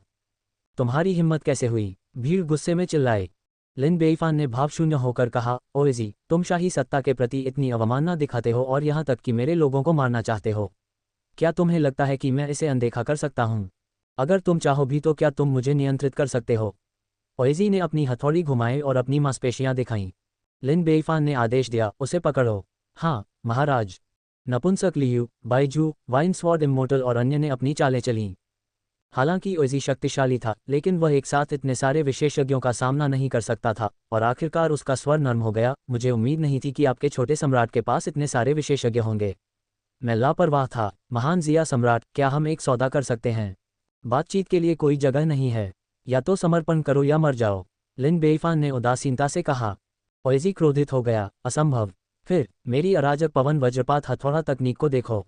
उसने लोहे का एक बड़ा हथौड़ा इतनी जोर से घुमाया कि भयंकर हवा चलने लगी। उसकी एस्ट्रल क्यूई बाहर की ओर फैल गई, जिससे कोई भी उसके करीब नहीं आ सका। मौके का फायदा उठाते हुए ओएजी ने दोनों पैरों से जमीन को ऊपर उठाया, मिसाइल की तरह आसमान में उछला। उसकी घमंडी आवाज पीछे हट रही थी, मुझे पकड़ने वाला आदमी अभी तक पैदा नहीं हुआ है। मैं जा रहा हूँ, हा हा। तभी एक विशाल सुनहरा ताड़ का पेड़ स्वर्ग से उतरा और ओएजी पर ऐसे झपटा जैसे वह कोई मक्खी हो। टकराना। ओएजी को आकाश से भारी धमाके के साथ नीचे गिरा दिया गया। धमाका। जमीन पर एक गहरा गड्ढा दिखाई दिया। ओएजी गड्ढे में पड़ा था, उसका शरीर ऐंठ रहा था और दर्द से उसका चेहरा मुड़ गया था। आउच, बहुत दर्द हो रहा है। तारांकन तारांकन तारांकन। TLN, इस श्रृंखला के लिए एक कॉफी पृष्ठ बनाया गया। najo_beggingfortips.jpg। हम वर्तमान में भर्ती कर रहे हैं। CNKRJP अनुवादकों मितलस का स्वागत है। डिस्कॉर्ड सर्वर URL पबफ्यूचर द्वारा विज्ञापन। संपर्क टॉस साइड मैप दान करें। मेनू दिखाओ। उपन्यास ऑनलाइन पूरा पढ़ें। उपन्यास बिन। उपन्यास जब से मैंने अपना क्षेत्र दान करना शुरू किया, मैं युगों युगों में महान सम्राट बन गया। अध्याय 103.1। जब से मैंने अपना क्षेत्र दान करना शुरू किया, मैं युगों युगों में महान सम्राट बन गया। C 103.1 पबफ्यूचर द्वारा विज्ञापन। अध्याय 103.1। लिन बेईफान ने जोर से कहा, मैंने उसे दबाने के लिए एक मास्टर को बुलाया है, जल्दी से उसे पकड़ लो। हाँ महाराज। दूसरे दिन लिन बेईफान ओएजी से मिलने के लिए कालकोठरी में आया। तब तक ओएजी की सारी शक्तियां बंद हो चुकी थीं और उसका पूरा शरीर सैकड़ों वजनी जंजीरों से मजबूती से बंधा हुआ था, जिससे उसके लिए हिलना डुलना बेहद मुश्किल हो गया था। लिन बेईफान को देखकर ओएजी ने उसका गर्मजोशी से स्वागत नहीं किया। अगर तुम मुझे मारना चाहते हो तो मुझे मार दो, अगर तुम मेरी खाल उधेड़ना चाहते हो तो मेरी खाल उधेड़ दो। अगर मैं थोड़ा भी भौहें सिकोड़ता हूं तो मैं सच्चा आदमी नहीं हूं। तुम्हें मारना सचमुच बर्बादी होगी। लिन बेईफान ने मुस्कुराते हुए कहा, ऐसा कहा जाता है कि मास्टर ओएजी, आप एक मास्टर स्मिथ हैं, विशेष रूप से दिव्य तलवारें बनाने में कुशल हैं। मैं आपकी बहुत प्रशंसा करता हूं और कुछ हथियार बनाने में आपकी मदद का अनुरोध करना चाहता हूं। उसने ताली बजाकर आदेश दिया, इसे अंदर लाओ। कई शाही रक्षकों को आकाश से परे से आए उल्कापिंड जैसे लोहे के टुकड़े को लाने के लिए संघर्ष करना पड़ा। ये पत्थर है, लिन बेईफान ने हंसते हुए कहा, यह स्वर्ग से परे से आता है, इसका वजन 5000 जिन है और यह अविनाशी है। यहाँ तक कि एक जन्मजात गुरु भी अपनी पूरी ताकत लगाकर इस पर एक भी निशान नहीं छोड़ सकता है। इससे पहले मैंने कई मास्टर स्मिथ से पूछा था, लेकिन वे सभी शक्तिहीन थे। हालांकि मैंने सुना है कि मास्टर ओएजी यह कर सकते हैं, इसलिए मैं आपसे अनुरोध करना चाहूंगा कि कृपया मुझे एक हाथ उधार दें। ओएजी ने संघर्ष करते हुए पत्थर पर लेटकर उसे थपथपाया, खटखटाया और ध्यान से उसे महसूस किया। फिर वह खुशी से चिल्लाया, ये वाकई हथियार बनाने के लिए एक बढ़िया सामग्री है। ठंडे लोहे की तरह कठोर, एक पत्थर की तरह भारी, स्पष्ट रूप से इसे आसमान से आग की तपिश से तपाया गया है, फिर भी इसे छूने से त्वचा ठंडी लगती है। मैं कई सालों से हथियारों को परिष्कृत और गढ़ रहा हूं और मैंने कभी इतनी बढ़िया सामग्री नहीं देखी। एक बार गढ़ने के बाद ये निश्चित रूप से एक अद्वितीय दिव्य हथियार होगा। मैंने भी यही सोचा था, यही वजह है कि मैं मास्टर से इसे आजमाने के लिए कहना चाहता था। लिन बेईफान मुस्कुराया। ओएजी ने दिल खोलकर हंसते हुए गर्व से कहा, तुम्हें वाकई सही व्यक्ति मिल गया है। स्वर्ग के नीचे मेरे अलावा कोई भी इस पत्थर को परिष्कृत नहीं कर सकता और इसे एक दिव्य हथियार में नहीं बदल सकता। सचमुच? लिन बेईफान ने पूछा। पबफ्यूचर द्वारा विज्ञापन। क्या आप मेरी विशेषज्ञता पर संदेह कर रहे हैं? ओएजी अपमानित महसूस कर रहे थे। दूसरे गुरु असफल हो गए, आप कैसे सफल हो सकते हैं? ऐसा इसलिए है क्योंकि उन्हें न तो विधि पता है और न ही उनके पास साधन है। मैं आपको बताता हूँ। ओएजी का उत्साह लिन बेईफान ने बढ़ाया। उल्कापिंड के आकार के इस लोहे के टुकड़े को आकाशीय आग से गढ़ा गया है, अविनाशी। इसे पिघलाने के लिए आपको एक ऐसी लौ ढूंढनी होगी जो आकाशीय आग से मुकाबला कर सके। क्या आप जानते हैं कि किस तरह की लौ आकाशीय आग से तुलना कर सकती है? लिन बेईफान ने अपना सिर हिलाया, मुझे नहीं पता। मूर्ख, जो ऊपर है उसे नीचे से मेल खाना चाहिए, इसलिए केवल धरती के नीचे से आग का उपयोग करके ही इसे परिष्कृत किया जा सकता है। लिन बेईफान ने सोच विचार कर कहा, धरती के नीचे से आग? क्या तुम ज्वालामुखी विस्फोट से निकलने वाली लपटों की बात कर रहे हो? बिल्कुल सही, आपकी समझ बहुत तेज है। ओएजी ने प्रशंसा की, फिर आगे कहा, इसे मैग्मा की आग यानी भूतापीय गर्मी से पिघलाया जाना चाहिए। इस प्रक्रिया में लगभग 39 दिन लगेंगे। ये बहुत मुश्किल नहीं लगता। इसे पिघलाने के लिए ज्वालामुखी का वेंट खोजें और फिर इसे हथियार बनाने के लिए कुछ मास्टर्स की मदद लें। क्या ये संभव नहीं है? सिर्फ आप पर ही क्यों निर्भर रहें? लिन बेईफान ने तिरस्कारपूर्वक कहा। ओएजी क्रोधित हो गया। लड़के, तुम्हें क्या पता, दिव्य हथियार बनाने के लिए भूतापीय ऊष्मा की विशेष आवश्यकता होती है। सबसे पहले इसका तापमान पर्याप्त रूप से उच्च होना चाहिए और इसे निरंतर और स्थिर भी होना चाहिए। लेकिन जैसा कि आप जानते हैं, ये भूतापीय गर्मी मानव नियंत्रण में नहीं है। यह अचानक फट सकती है या उतनी ही तेजी से ठंडी हो सकती है, जिससे तापमान नियंत्रण असंभव हो जाता है। यदि तापमान को नियंत्रित नहीं किया जा सकता है तो जाली हथियार की गुणवत्ता बहुत कम हो जाएगी। ऐसी भूतापीय ऊष्मा सचमुच दुर्लभ है। ओएजी ने अपना सिर हिलाया और आह भरते हुए कहा, मैंने पूरी दुनिया की यात्रा की है और पाया है कि मेरी आवश्यकताओं को पूरा करने वाले ज्वालामुखीय छिद्रों की संख्या एक हाथ पर गिनी जा सकती है। तो यह ऐसा ही है। लिन बेईफान ने सिर हिलाया। भूमिगत अग्नि की आवश्यकताओं के अलावा लोहार की भी बहुत अधिक मांग है। ओएजी ने गंभीर भाव से कहा, सामग्री पिघलने के बाद इसे आग के पास ही फोज करना चाहिए, अन्यथा ये जल्दी से फिर से जम जाएगा। इस प्रक्रिया में कम से कम कुछ दिन और अधिकतम 1 महीने तक का समय लग सकता है। लेकिन मांस और रक्त से बना शरीर, नश्वर शरीर, धरती की आग की तपिश को कैसे झेल सकता है? यहाँ तक कि अर्जित क्षेत्र के शिखर पर बैठा एक विशेषज्ञ भी इन लपटों के संपर्क में आते ही राख में बदल जाएगा। पबफ्यूचर द्वारा विज्ञापन। यहाँ तक कि इन्नेट एस्ट्रल क्यूई का एक मजबूत अभ्यासी भी ऐसे भीषण वातावरण में खुद को बेहद असहज महसूस करेगा। ये केवल मैं ही हूँ जिसके पास न केवल अपने शरीर की रक्षा के लिए एस्ट्रल क्यूई है, बल्कि मैंने तांबे और लोहे जैसी मजबूत काया भी विकसित की है, जो ऐसी परिस्थितियों का सामना कर सकता है और दिव्य हथियार बना सकता है।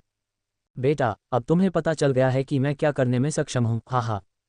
तो ये सच है, मास्टर लोहारों में ये वास्तव में आप ही हैं, ओएजी, जो सबसे अधिक पूजनीय हैं। लिन बेईफान ने मुस्कुराते हुए उसका अभिवादन किया। मैं आकाश से परे से आया ये लोहे का टुकड़ा तुम्हें सौंपता हूँ। एक बार जब काम पूरा हो जाएगा तो मैं न केवल तुम्हें आज़ादी दूंगा, बल्कि तुम्हें बहुत सारा इनाम भी दूंगा। उच्च पद और उदार वजीफा देना मेरे बस में है। असंभव। ओएजी का चेहरा बदल गया और उसने गुस्से से कहा, तुमने मुझे यहाँ कैद कर रखा है और तुम उस चोर के पीछे के मालिक हो। हमारे सिद्धांत अलग अलग हैं और हमारे रास्ते एक जैसे नहीं हैं। मैं तुम्हारी सेवा करने के बजाय मरना पसंद करूंगा। अगर मैं तुम्हें मार भी दूं तो भी तुम तैयार नहीं होगे। लिन बेईफान की आंखों में भयंकर चमक थी। आगे बढ़ो, अपना कदम बढ़ाओ। ओएजी ने अपनी आंखें बंद कर लीं, वह विद्रोह और मरने की तत्परता से भर गया। अचानक लिन बेईफान मुस्कुराने लगा, बस मजाक कर रहा था, मास्टर ओएजी। मैं आपको कैसे मार सकता हूँ? मैं आपकी हिम्मत और बिना किसी डर के मौत का सामना करने की आपकी भावना की बहुत प्रशंसा करता हूँ। पहरेदारों, आओ और मास्टर को खोलो। हाँ महाराज। जेला आगे बढ़ा और ओएजी की जंजीरें खोल दी। लिन बेईफान की मार्शल आर्ट भी खोल दी गई और उसका हथौड़ा उसे वापस कर दिया गया। ओएजी अचंभित रह गया। क्या आप मुझे जाने देंगे? लिन बेईफान ने मुस्कुराते हुए सिर हिलाया। न केवल मैं तुम्हें जाने दे रही हूँ, बल्कि मैं तुम्हें एक ड्रिंक भी पिलाने की योजना बना रही हूँ। यह मत सोचो कि तुमने मुझे रिहा कर दिया है, इसलिए मैं तुम्हारा आभारी हो जाऊंगा और तुम्हारी आज्ञा का पालन करूंगा। ओएजी ने जिद्दी और विद्रोही स्वर में कहा। बस इतना ही भविष्य के लिए। चलो पहले पीते हैं। इसके बाद लिन बेईफान ने एक भव्य भोज का आयोजन किया, जिसमें ओएजी और अन्य सभी को भोजन के लिए आमंत्रित किया गया। लिन बेईफान सम्मान की सीट पर बैठे अपना वाइन कप उठाया और मास्टर ओएजी से मुस्कुराते हुए कहा, मास्टर ओएजी, अब हम कह सकते हैं कि हम एक दूसरे को लड़ाई के माध्यम से जान पाए हैं। इस कप को पीने के बाद आइए हम अपनी शिकायतों को सुलझा लें। ओएजी का चेहरा खराब हो गया और वह अपना गिलास उठाने में देर कर रहा था। लिन बेईफान ने ताना मारा, क्या बात है, पीने की हिम्मत नहीं हुई? मुझे अपनी जान की परवाह नहीं है, डरने की और क्या बात है। पियो। ओएजी ने अपना कप उठाया और एक ही घूंट में पी गया। उसकी आंखें तुरंत चमक उठी। ये शराब अच्छी है, तीखी और मादक, फिर भी बहुत सुगंधित।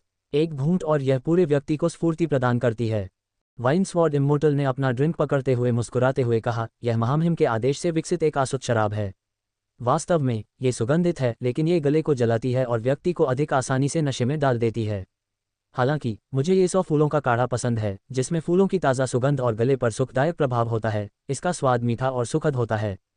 ओएजी ने उपहास किया, आप जिस ड्रिंक की बात कर रहे हैं वह महिलाओं की ड्रिंक है। आप 1000 कप पी सकते हैं और नशे में नहीं आएंगे, बिल्कुल भी मज़ा नहीं। यह इस तरह की आसुत शराब है जिसे एक सच्चे आदमी को पीना चाहिए। अपनी बात समाप्त करने के बाद उन्होंने अपने लिए लगातार कई कप चाय भरी और तब तक पीते रहे जब तक उनका चेहरा लाल नहीं हो गया और वे बार बार कहते रहे कि यह कितना ताजगी भरा था। क्योंकि उसने बहुत जल्दी शराब पी ली थी, उसने आसुत शराब की पूरी बोतल खत्म कर दी थी। खाना खत्म करने के बाद भी उसे और अधिक खाने की लालसा बनी रही। वह अपनी संतुष्टि के लिए कुछ और बोतलें मांगना चाहता था, लेकिन उनके बीच के शत्रुतापूर्ण रिश्ते को याद करके वह बोलने में बहुत शर्मिंदा महसूस कर रहा था। इस समय लिन बेईफान ने मुस्कुराते हुए पूछा, मास्टर ओएजी, कास्टिंग के विश्व प्रसिद्ध मास्टर के रूप में आपको फोर्जिंग सामग्री के बारे में बहुत कुछ पता होना चाहिए, है ना?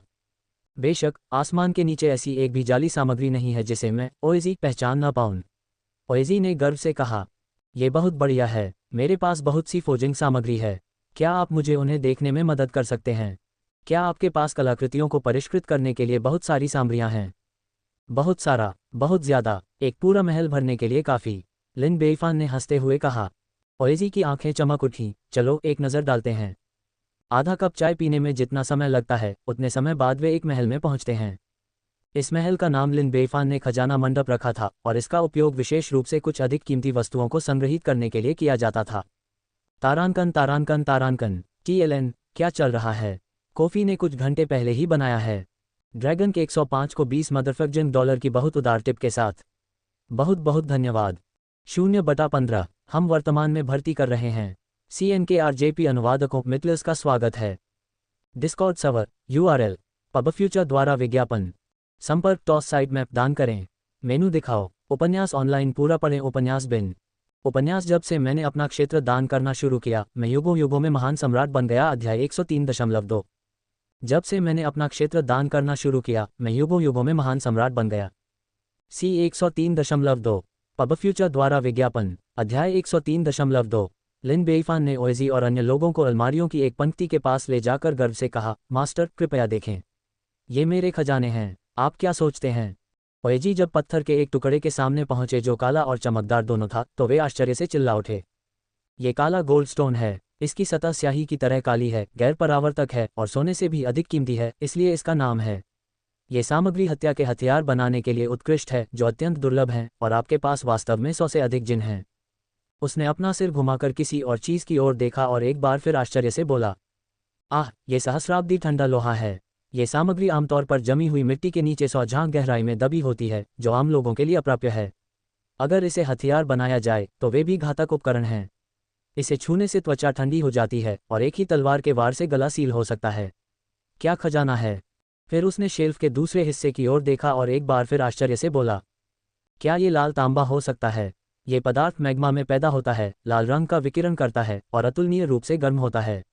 यदि इसे हथियार बनाने के लिए सबसे कठोर और यांग मार्शल आर्ट का उपयोग किया जाए तो इसकी शक्ति कम से कम 30% बढ़ सकती है।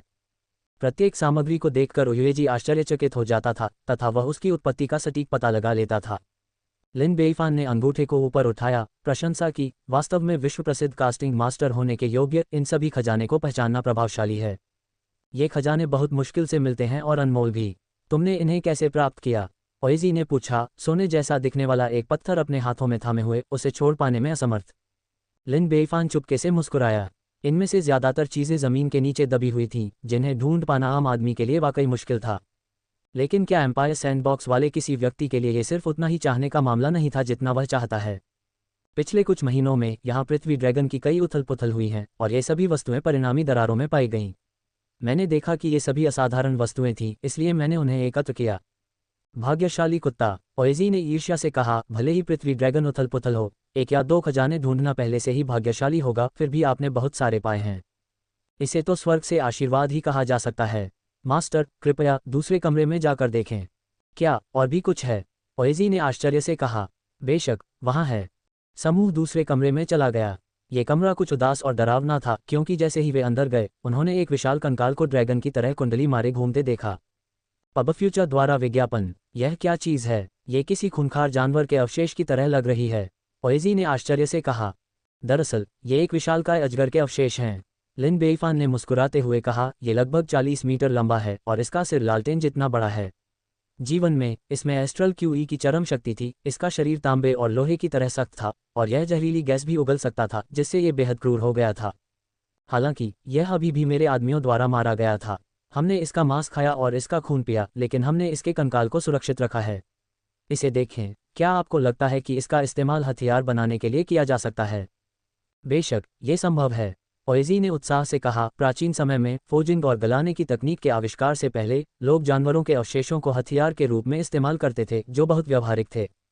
इस विशालकाय अजगर के अवशेष की गुणवत्ता निश्चित रूप से अन्य हथियार बनाने वाली सामग्रियों से कम नहीं है। इसके अलावा इसमें अभी भी अजगर की क्रूरता बरकरार है जब वह जीवित था, इसलिए इससे बने हथियारों से सभी तरह के नायकों और जानवरों को डराया जा सकता है। अजगर के विषदंत न केवल कठोर होते हैं बल्कि उनमें घातक जहर भी होता है, जिससे वे हत्यारे खंजर बनाने के लिए एकदम उपयुक्त होते हैं, जो एक ही वार में गला सील कर सकते हैं।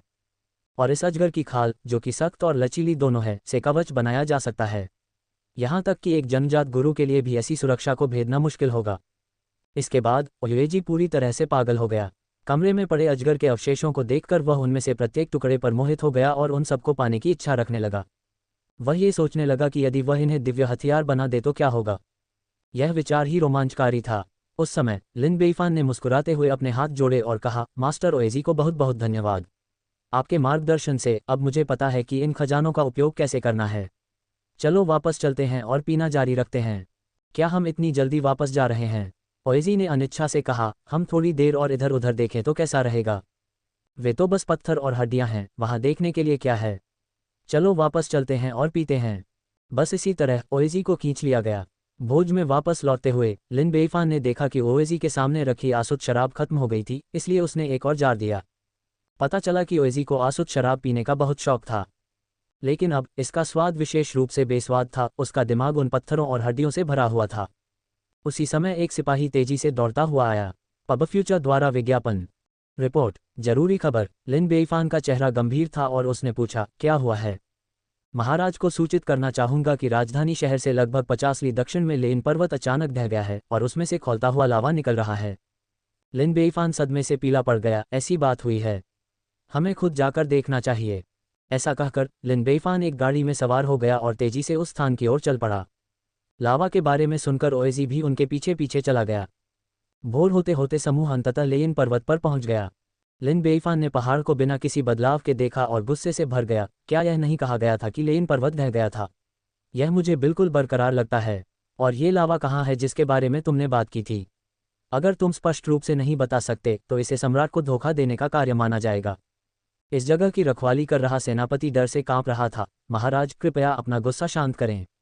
लेन पर्वत वास्तव में ढह गया है, लेकिन केवल एक छोटा सा छेद बन गया है। जहां तक मैग्मा की बात है, वह भी वहां है, लेकिन लेन पर्वत के भीतर ये सतह पर नहीं बह पाया है। मुझे इसे दिखाने ले चलो। लिन बेइफान ने अपनी आस्तीन ऊपर उठाकर आदेश दिया। जनरल के नेतृत्व में समूह ने छोटे से ढह चुके रास्ते से प्रवेश किया। खुले स्थान के अंदर नीचे की ओर जाने वाला एक मार्ग था। वे मार्ग के साथ नीचे की ओर बढ़े और जैसे जैसे वे नीचे गए गर्मी बढ़ती गई। 50 से अधिक झांग नीचे उतरने के बाद उन्होंने अंततः धरती के नीचे एक अंधेरी नदी की तरह धीरे धीरे बहते हुए तपते मैग्मा को देखा। मास्टर ओएजी ने धीरे धीरे बहते लावा को देखा, उनका चेहरा सदमे से पीला पड़ गया। आह ये! लिन बेईफान ने हैरान होकर पूछा, मास्टर ओएजी क्या गड़बड़ है? ओएजी ने उत्साहित होकर कहा, बेटा मैं तुम्हें बता दूं, मैंने 100 से ज्यादा ज्वालामुखियों का अवलोकन किया है और मैंने पाया है कि क्रेटर से जितना दूर जहां लावा धीरे धीरे बहता है उतनी ही स्थिर भूतापीय ऊर्जा उत्पन्न होती है जो इसे हथियार बनाने के लिए ज्यादा उपयुक्त बनाती है। ये जगह दिव्य हथियार बनाने के लिए सबसे बढ़िया जगह है। लिन बेईफान बहुत खुश हुआ, सचमुच? मैं तुम्हें धोखा क्यों दूंगा? ओएजी ने असंतुष्ट होकर कहा, क्या आपको मेरी विशेषज्ञता पर भरोसा नहीं है? नहीं, मैं तो बस बहुत उत्साहित हूँ। लिन बेईफान ने उत्साह से कहा, मेरे पास हथियार बनाने के लिए बहुत सारी सामग्रियां हैं और अब मुझे इसके लिए एकदम सही भूतापीय स्थान मिल गया है। मैं निश्चित रूप से कई दिव्य हथियार बना सकता हूँ। पहरेदारों, आओ, इस क्षेत्र को सील कर दो। मेरी अनुमति के बिना किसी को भी पास आने की अनुमति नहीं है। हाँ महाराज। लेइन पर्वत से निकलने के बाद लिन बेईफान का चेहरा अभी भी खुशी से भरा हुआ था। दूसरी ओर ओयुएजी कुछ विचलित लग रहे थे, हर कुछ कदम पर लगातार पीछे की ओर देख रहे थे। उस समय लिन बेईफान अचानक पलटा, मास्टर ओएजी, जैसा कि कहावत है, सभी अच्छी चीज़ों का अंत होना ही चाहिए। मुझे राज्य के मामलों में भाग लेने के लिए वापस लौटना होगा और आपको भी जाना होगा। आइए हम यहाँ अपनी विदाई कहें। ओएजी हैरान रह गया, आह! क्या अलग होना बस ऐसे ही था। हाँ बिल्कुल, हम दोनों ही सम्मानीय व्यक्ति हैं, दिखावा करने की क्या जरूरत है? लिन बेईफान ने दिल खोलकर हंसते हुए कहा, आखिरकार भविष्य लंबा है और हमें फिर से मिलने के अवसर मिलेंगे। पहाड़ ऊंचे हैं और सड़कें लंबी हैं, इसलिए मैं तुम्हें विदा नहीं करूंगा। अपनी यात्रा पर ध्यान रखना। ये वह नहीं है। ओएजी चिंतित हो गया, बेटा तुम्हारे पास शोधन के लिए बहुत सारी सामग्री है और अब तुमने हथियार बनाने के लिए एक बेहतरीन जगह ढूंढ ली है। क्या तुम मुझसे कुछ कहना नहीं चाहते? लिन बेईफान ने अपना सिर हिलाया, नहीं। ओएजी और भी अधिक चिंतित हो गया, क्या आप हथियार बनाने में मेरी मदद करने के लिए मुझे अपने पास नहीं रखना चाहते? मैंने इसके बारे में सोचा है। ओएजी की आंखें धीरे धीरे चमकने लगीं। लेकिन आपने कहा कि आप मेरी सेवा करने के बजाय मरना पसंद करेंगे, इसलिए मैंने आशा छोड़ दी है। ओएजी, तो फिर मैं जा रहा हूँ। ओएजी ने लेइन पर्वत की ओर देखा और जाने में अनिच्छा व्यक्त की। लिन बेईफान, आगे बढ़ो। ओएजी ने एक कदम आगे बढ़कर पीछे देखा, फिर कहा, इस बार मैं सचमुच जा रहा हूँ। लिन बेईफान, बिना किसी चिंता के आगे बढ़ो, मैं निश्चित रूप से तुम्हें रुकने के लिए नहीं कहूंगी। ओएजी, तारांकन तारांकन तारांकन, ड्रंगोंग के 105 द्वारा प्रायोजित अध्याय 1/15। हम वर्तमान में भर्ती कर रहे हैं। CNKRJP अनुवादकों मितलस का स्वागत है। डिस्कॉर्ड सर्वर URL पबफ्यूचर द्वारा विज्ञापन। संपर्क टॉस साइट मैप दान करें। मेनू दिखाओ। उपन्यास ऑनलाइन पूरा पढ़ें। उपन्यास बिन। उपन्यास जब से मैंने अपना क्षेत्र दान करना शुरू किया, मैं युगों युगों में महान सम्राट बन गया। अध्याय 104.1। जब से मैंने अपना क्षेत्र दान करना शुरू किया, मैं युगों युगों में महान सम्राट बन गया। C 104.1 पबफ्यूचर द्वारा विज्ञापन। अध्याय 104.1। ओएजी ने 2 कदम आगे बढ़ाए, फिर मुड़कर कहा, मैं इस बार सचमुच जा रहा हूँ। लिन बेईफान ने हाथ हिलाकर कहा, चलो, मैं तुम्हें यहाँ रखने के लिए एक शब्द भी नहीं बोलूंगा। मैं तुम्हारे जैसे मालिक के लिए इसे मुश्किल नहीं बनाना चाहता। ओएजी, उसने एक और कदम आगे बढ़ाया, फिर अपना सिर पीछे घुमाया, मैं सचमुच जा रहा हूँ और एक बार जब मैं चला गया तो मैं वापस नहीं आऊँगा। लिन बेईफान, चलो टालमटोल बंद करो। ओएजी, ये देखकर कि दूसरे पक्ष का उसे रुकने के लिए कहने का कोई इरादा नहीं है, ओएजी ने अंततः उम्मीद छोड़ दी। फिर भी वह बहुत धीरे धीरे चला गया। सामान्यतः वह इतनी तेजी और जोश के साथ चलता है कि एक कदम चलने पर वह आधा झांक दूर जा सकता है और कुछ ही कदम चलने के बाद वह आंखों से ओझल हो जाता है। लेकिन अब कई कदम चलने के बाद भी वह आधा झांक भी नहीं चला था। उसकी चाल एक महिला से भी धीमी थी। चलते समय वह अपने कान भी खड़े करके लिन बेईफान और जनरलों के बीच हो रही बातचीत को सुनने लगा। जनरल, महाराज, हमें इस ज्वालामुखीय गड्ढे से कैसे निपटना चाहिए? लिन बेईफान, क्या आपने सुना नहीं कि मास्टर ओएजी ने क्या कहा? ये जगह हथियारों को परिष्कृत करने के लिए एक बेहतरीन जगह है। यहाँ उल्कापिंड के आकार के लोहे को भी पिघलाकर दिव्य हथियार बनाए जा सकते हैं। इसलिए सबसे पहले हमें इस क्षेत्र को घेरना चाहिए और दूसरों को यहाँ आने से रोकना चाहिए। मेरी योजना देश के सबसे महान लोहार मास्टर्स को यहाँ लाने और दिव्य हथियार बनाने की है। ओएजी को ये सुनकर खुशी नहीं हुई। क्या स्वर्ग के नीचे कोई ऐसा महान लोहार है जो उसकी बराबरी कर सके? आपने वास्तव में उन्हें आमंत्रित किया था, मुझे नहीं। ये कैसा निर्णय है? जनरल, हाँ, मैं आदेश का पालन करूंगा। लेकिन महाराज, ये गड्ढा पूरे साल गर्म और आग से भरा रहता है, और यहाँ तक कि अधिग्रहित क्षेत्र के शिखर पर बैठे विशेषज्ञ भी लंबे समय तक अंदर नहीं रह सकते। इसलिए मुझे चिंता है कि हम एक उपयुक्त मास्टर लोहार नहीं ढूंढ पाएंगे। ओएजी ने चुपचाप सिर हिलाया। ये सही है, वह स्थान इतना गर्म और उग्र है कि अधिग्रहित क्षेत्र के शिखर पर बैठे विशेषज्ञ भी वहां अधिक समय तक नहीं रुक सकते। हथियार बनाने की तो बात ही छोड़ दीजिए। पबफ्यूचर द्वारा विज्ञापन। केवल वह, एक इन्नेत स्तर का मास्टर लोहार, ही अपने अंदर दिव्य हथियार बना सकता था। तो आओ और मुझसे भीख मांगो। बस एक ईमानदार स्वर के साथ मुझसे विनती करो और मैं अनिच्छा से सहमत हूँ। लिन बेईफान, कोई चिंता नहीं, आपको बस सही व्यक्ति को खोजने की जरूरत है। इनिट लेवल मास्टर लोहार मिलना मुश्किल है, लेकिन बहुत सारे एक्वायर्ड रियल मास्टर लोहार हैं। मेरे पास चमत्कारी दवाइयाँ हैं जो उनकी शक्ति को बढ़ा सकती हैं और उन्हें इनिट तक पहुँचने में मदद कर सकती हैं। इसके साथ मेरे पास एक इनिट रियल मास्टर लोहार होगा जो मेरे लिए दिव्य हथियार बना सकता है। ओएजी, बकवास। लिन बेईफान, ये सही है। अब जब हमारे पास हथियारों को परिष्कृत करने के लिए एक जगह और एक मास्टर लोहार है, तो हम बिना सामग्री के कैसे आगे बढ़ सकते हैं? जाओ और खजाने के मंडप से शोधन सामग्री यहाँ ले आओ, मास्टर को अभ्यास करने दो। ओएजी, बकवास। वह अपना संयम खोने के कगार पर था। उन शोधन सामग्रियों को, जिन्हें वह बहुमूल्य रत्नों की तरह संजो कर रखते थे, उन लोगों के समूह को सौंपना जो अभ्यास के मामले में उनके सामने टिक नहीं सकते थे। ये बहुत ही व्यर्थ था, बहुत ही पाखंड था। जनरल ने झिझकते हुए कहा, महाराज, क्या ये बहुत ज़्यादा खर्चीला नहीं है?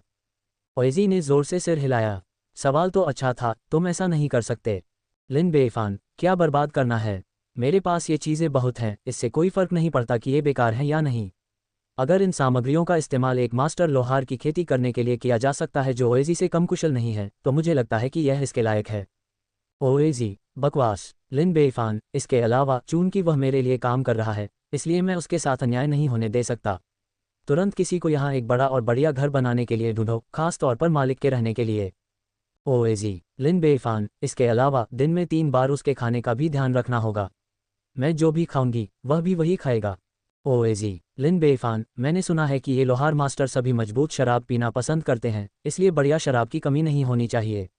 मैं जो आसुत शराब बनाता हूँ उसे उन्हें बिना किसी सीमा के दिया जाना चाहिए जब तक कि वे और पीना न चाहें। ओएजी, लिन बेईफान, इसके अतिरिक्त वहाँ भी हैं। इसके बाद लिन बेईफान ने अनेक लाभों और सुविधाओं की सूची दी। छिपकर सुनते हुए ओएजी क्रोध से कांप उठा। पबफ्यूचर द्वारा विज्ञापन। ये तथाकथित स्वामी, जो उससे भी कमतर थे, वास्तव में उससे बेहतर जीवन जीने, खाने और पीने वाले थे। उन्हें उन शोधन सामग्रियों का उपयोग करने का भी मौका मिला जिन्हें वह बहुमूल्य रत्नों की तरह संजोकर रखते थे, और उन्होंने उसी स्थान पर अपने शिल्प का अभ्यास किया जहां वह लंबे समय से हथियारों को परिष्कृत करना चाहते थे। अंत में उसे आंखें फाड़े देखते रहना होगा, क्योंकि वे दिव्य हथियार बना रहे थे और उससे आगे निकल रहे थे। ये बहुत ही अपमानजनक और अत्यंत क्रोधजनक है। मनुष्य जो सहन कर सकता है उसकी भी एक सीमा होती है। वह घूमकर पीछे की ओर आया और क्रोधित होकर चिल्लाया, चुप रहो, एक शब्द भी मत बोलो। लिन बेईफान आश्चर्यचकित था। मास्टर ओएजी, आप वापस क्यों आए हैं? मास्टर ओएजी ने गुस्से से चिल्लाते हुए कहा, अगर मैं वापस नहीं आता तो हथियार शोधन के लिए वे सभी दुर्लभ और कीमती सामग्रियां आपके द्वारा पूरी तरह से बर्बाद कर दी गई होती। लिन बेईफान दुविधा में थे, लेकिन उन्हें अप्रयुक्त छोड़ना भी बर्बादी है ना? चुप रहो, मुझे करने दो। ओएजी गुस्से से दहाड़ता रहा। लिन बेईफान, लेकिन मैंने सुना है कि गुरुजी, आपका स्वभाव बहुत ही अजीब है, आप बिना सामग्री दिए काम करने से इनकार कर देते हैं। ओएजी ने चिल्लाकर कहा, क्या आपके ट्रेजर पवेलियन में उच्च गुणवत्ता वाली सामग्रियां नहीं हैं? लिन बेईफान, आप ये भी कहते हैं कि अगर पैसा पर्याप्त नहीं है तो आप रिफाइन नहीं करेंगे। मेरे पास ज़्यादा पैसे नहीं हैं। ओएजी ने दहाड़ते हुए कहा, तुम्हें मुझे पैसे देने की ज़रूरत नहीं है। क्या मैं अपना पैसा नहीं लगा सकता? लिन बेईफान, आप ये भी कहते हैं कि अगर आपको किसी का लुक पसंद नहीं है तो आप उसे निखारेंगे नहीं। ओएजी ने चिल्लाकर कहा, अब मुझे तुम बहुत अच्छी लग रही हो। लिन बेईफान ने कहा, आप कहते हैं कि जब आप बुरे मूड में होते हैं तो आप ऐसा नहीं करेंगे, और जब आप बहुत खुश होते हैं तो भी आप ऐसा नहीं करेंगे। ओएजी ने गर्जना जारी रखते हुए कहा, मैं इस समय बहुत दुविधा में हूँ, क्या यह आपके लिए काफ़ी है? लिन बेईफान, लेकिन। ओएजी भड़क गया, तुम इतना टाल मटोल क्यों कर रहे हो? मैं तुम्हें पैसे देने की पेशकश कर रहा हूँ और तुम फिर भी नहीं लेना चाहते। लिन बेईफान को लगा कि उसके साथ अन्याय हुआ है। यह आप ही थे जिन्होंने कहा था कि आप मेरी सेवा करने के बजाय मरना पसंद करेंगे। क्या मैंने? ओएजी ने पलकें झपकाईं और चिल्लाया, मैंने कहा कि मैं आपकी सेवा करने के बजाय मरना पसंद करूंगा, लेकिन देखो, मैं मरा नहीं हूं। मुद्दा ये था कि मैं मरने की हद तक आपकी सेवा नहीं करूंगा। अब चूंकि मैं जीवित हूं, इसलिए सेवा करने के बजाय मरने की शर्त लागू नहीं होती। मैं आपकी सेवा इसलिए कर रहा हूं क्योंकि मैं जीवित हूं, मरा नहीं हूं। इसमें क्या गलत है? मुझे बताओ, मैं कहाँ गलत हो गया? लिन बेईफान ने अंगूठा दिखाया। गुरुजी, आपकी अंतर्दृष्टि गहन है, आपने मुझे आश्वस्त कर दिया है। अच्छा हुआ कि तुम्हें पता है। ओएजी ने नाराज होकर कहा, बहुत ज्यादा घमंडी मत बनो, मैं तुम्हारे लिए काम करने के लिए बिल्कुल भी उत्सुक नहीं हूँ। मैं उन बढ़िया सामग्रियों को बर्बाद होते हुए नहीं देख सकता। वे सामग्रियां केवल मेरे जैसे किसी व्यक्ति के हाथों में ही अपनी असली क्षमता दिखा सकती हैं। लिन बेईफान ने बार बार सिर हिलाया। हाँ हाँ, आप बिल्कुल सही हैं मास्टर, अगर आप मेरे लिए काम करते हैं तो मैं आपको कमतर नहीं आंक सकता, है ना? आपको अपनी जेब से पैसे नहीं देने होंगे, मैं आपको हर महीने 10,000 टेल चांदी दूंगा। और अगर आप कोई दिव्य हथियार बनाते हैं तो मैं आपको अतिरिक्त इनाम दूंगा। ये कैसा लगता है? ओएजी की आंखें चमक उठीं। क्या ये संभव है? इसके अलावा ये जगह बहुत दूर है, आसपास कोई घर नहीं है, जिससे यहाँ रहना असुविधाजनक है। मैं तुरंत किसी को आपके लिए एक आंगन बनाने का आदेश दूंगा, जैसा कि आपकी ज़रूरत है। आप जिस भी शैली में चाहें उसे बना सकते हैं। क्या आप ऐसा करेंगे? ओएजी की आंखें फिर चमक उठीं। क्या ये सचमुच हो सकता है? और जहाँ तक खाने पीने की बात है, हम मालिक की उपेक्षा नहीं कर सकते। मैंने लोगों को आपके लिए दिन में 3 बार भोजन तैयार करने का आदेश दिया है। हर भोजन में भरपूर मात्रा में मांस और मछली होगी। पेय पदार्थों की भरपूर आपूर्ति होगी, खासकर आसुत शराब जो आपको सबसे ज़्यादा पसंद है। हर हफ्ते 10 जार डिलीवर किए जाएंगे। ये कैसा लगता है? ओएजी की आंखें फिर चमक उठीं। क्या ये सचमुच संभव है? इसके अलावा यहाँ अकेले रहना आपके लिए बहुत सुविधाजनक नहीं है मालिक। मैं नौकरों को आदेश दूंगा कि वे आकर आपकी सेवा करें, आपकी दैनिक ज़रूरतों और भोजन का ध्यान रखें। आपको केवल शोधन पर ध्यान देने की ज़रूरत है, बाकी सभी मामलों को नौकरों पर छोड़ दें। क्या ऐसा है? ओएजी की आंखें अब छोटे सूरज की तरह चमक रही थीं। मैं इसे कैसे मना कर सकता था? लिन बेईफान ने निर्णायक रूप से ताली बजाई। तो इसका खुशी से फैसला हो गया। ठीक है, ये खुशी से तय हो गया। ओएजी जोर से हंसने लगा। इसके बाद ओएजी ने लिन बेईफान के साथ अपनी आगामी योजना साझा की। उनका इरादा उल्कापिंड का उपयोग ट्रेजर पवेलियन से कुछ अन्य सामग्रियों के साथ एक अद्वितीय दिव्य हथियार बनाने के लिए करना था। इस प्रक्रिया में लगभग 3 महीने, लगभग 100 दिन लगने का अनुमान था। लिन बेईफान ने बार बार सिर हिलाकर अपना पूर्ण समर्थन व्यक्त किया। इस प्रकार ओएजी को लिन बेईफान द्वारा सफलतापूर्वक राजी कर लिया गया और वह ग्रेट जिया का सदस्य बन गया। इसी समय उत्तर से एक और अच्छी खबर आई।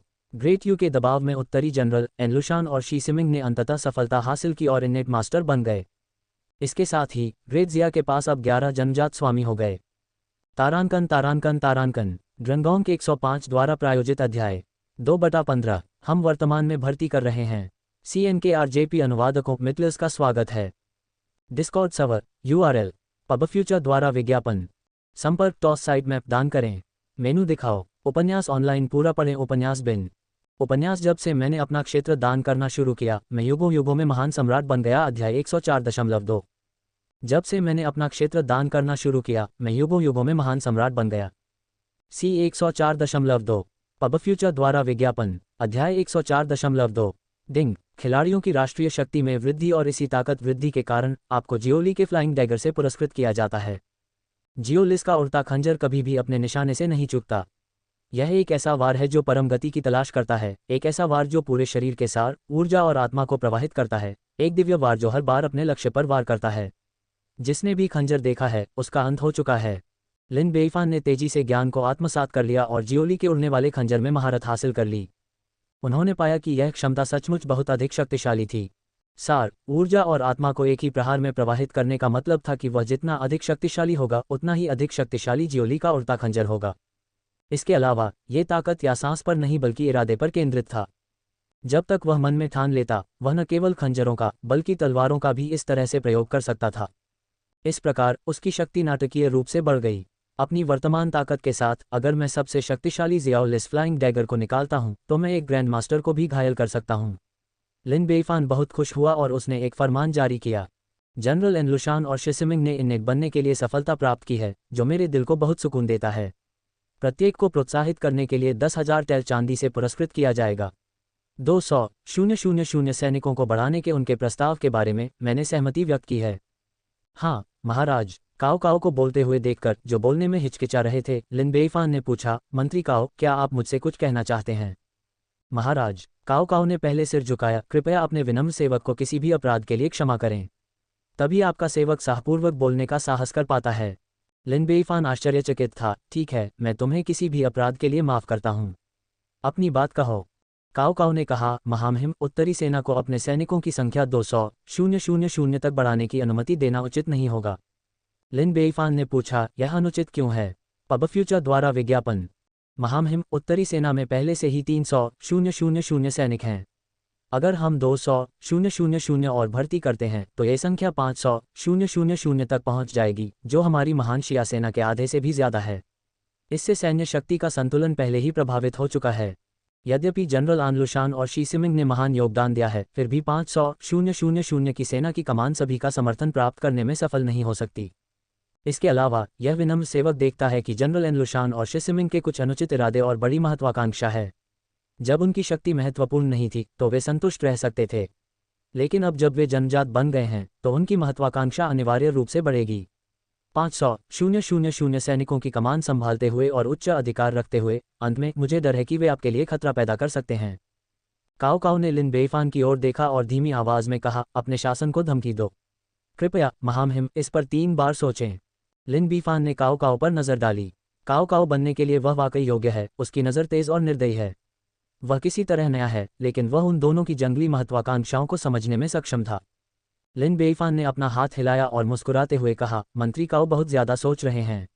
जो सैनिक जनरल नहीं बनना चाहता वह अच्छा सैनिक नहीं है, और जो जनरल सम्राट नहीं बनना चाहता वह भी अच्छा जनरल नहीं है। काओ काओ को आश्चर्य हुआ। महामहिम ने वास्तव में ऐसा विधर्मी बयान दिया था। लिन बेईफान ने आगे कहा, इससे कोई फर्क नहीं पड़ता कि वह कौन है, जब तक उसके पास क्षमता और महत्वाकांक्षा है वह अंततः विद्रोह करेगा ही। इतिहास में हमेशा ऐसा ही होता आया है। कौन जानता है कि इस वजह से कितने देशों ने राजवंश बदले हैं। इसलिए इसे रोकना असंभव है और कोशिश करने की कोई ज़रूरत नहीं है। एक जनरल एन को हराओ और दूसरा जनरल लिन उभरेगा। जनरल लिन को हराओ और फिर एक और जनरल उभरेगा। इतिहास चाहे जैसे भी हो, वह हमेशा उसी पुराने रास्ते पर लौटेगा। लिन बेईफान ने आह भरी, अगर ऐसा है तो मैं किसी ऐसे व्यक्ति को क्यों नहीं छोड़ सकता जिससे निपटना आसान हो।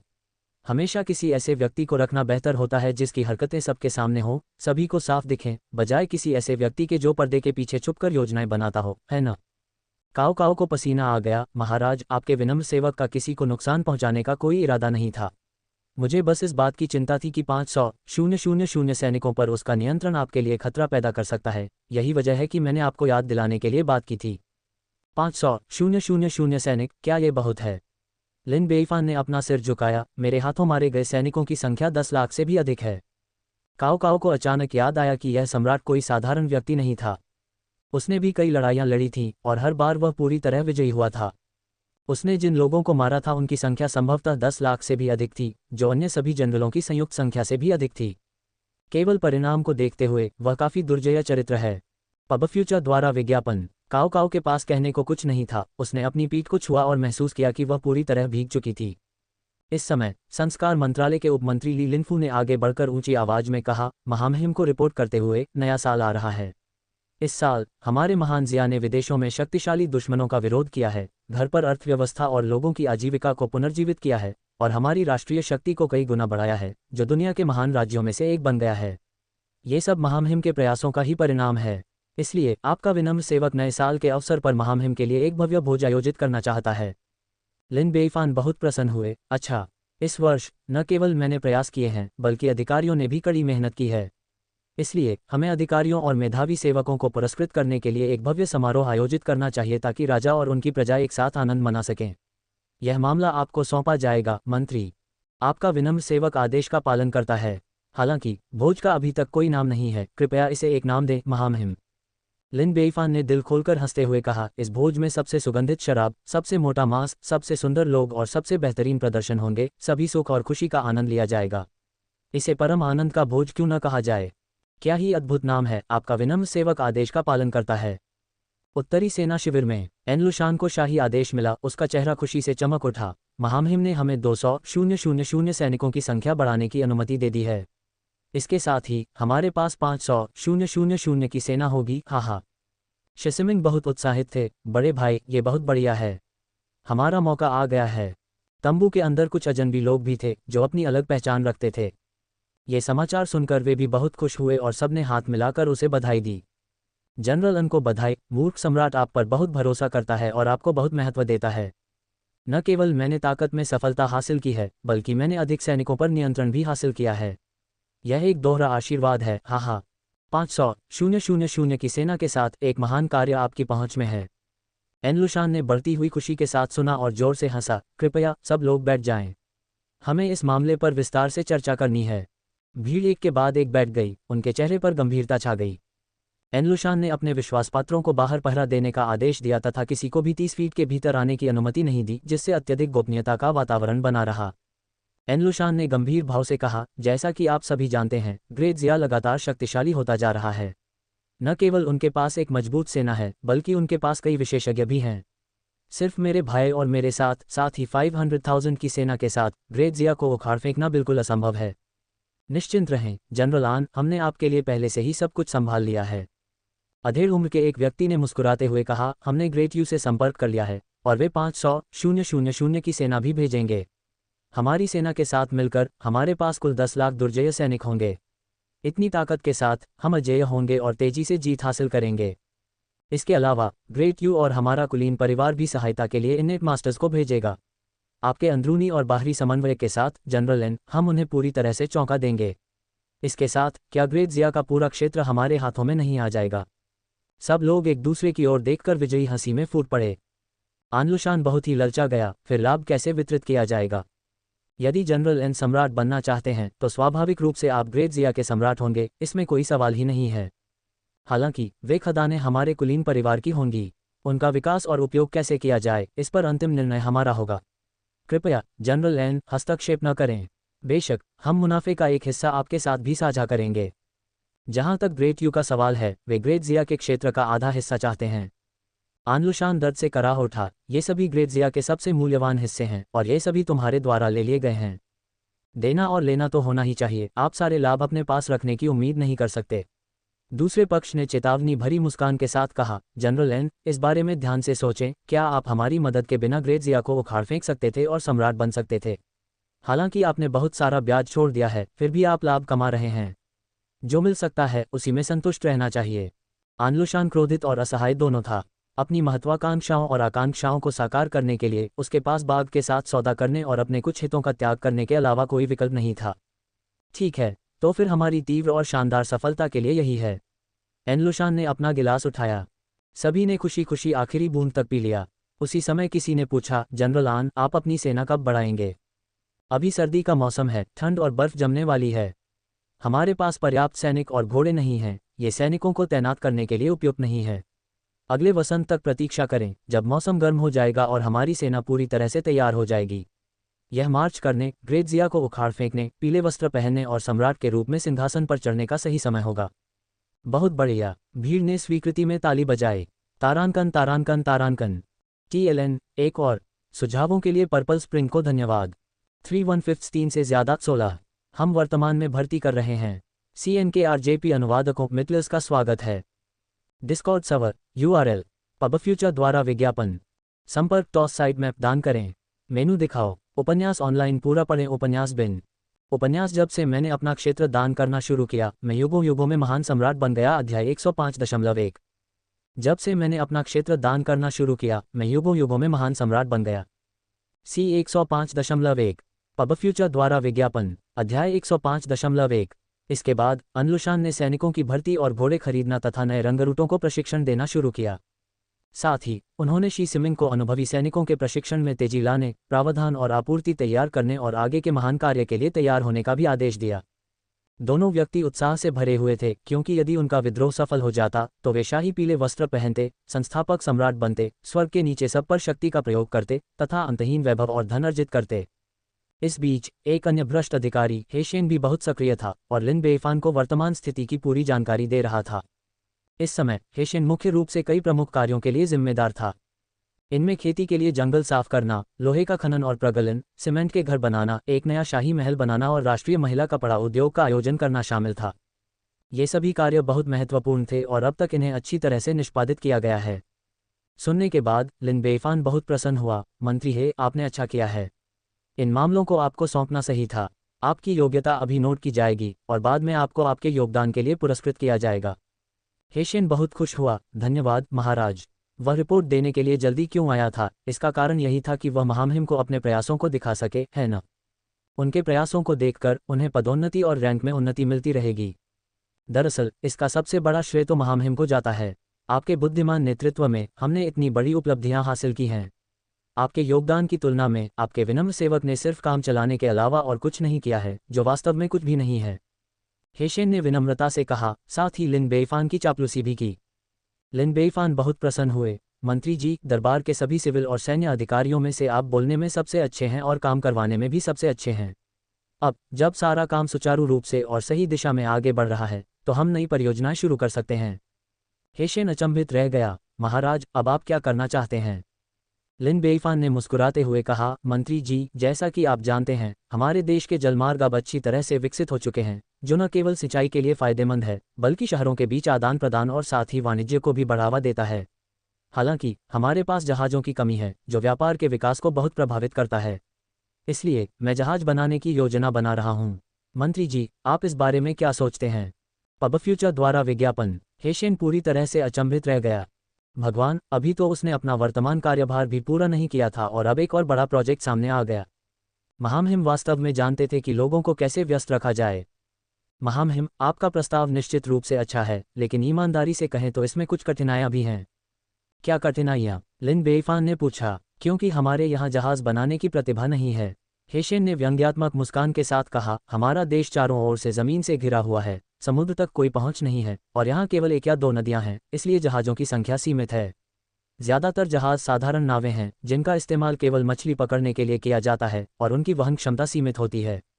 इसलिए अगर हम जहाज बनाना चाहते हैं, तो हमें दूसरे देशों से विशेषज्ञों को आमंत्रित करना चाहिए। लिन बेइफान ने ऊंची आवाज में कहा, तो चलो उन्हें आमंत्रित करते हैं, चाहे कोई भी कीमत क्यों न हो, हमें उन्हें लाना ही होगा। ग्रेड्स या जहाज़ों के बिना नहीं रह सकता।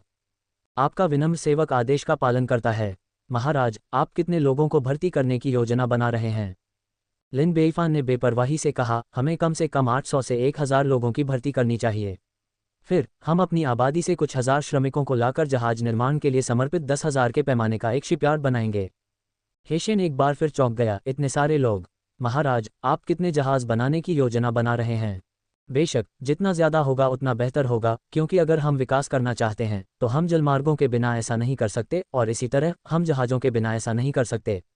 जब हमारे पास 1000 बड़े जहाज़ों का बेड़ा होगा, तब मैं संतुष्ट हो जाऊंगा। हेशेन एक बार फिर अचंभित रह गया। हजारों बड़े जहाज? आप बहुत बड़ा सोच रहे हैं।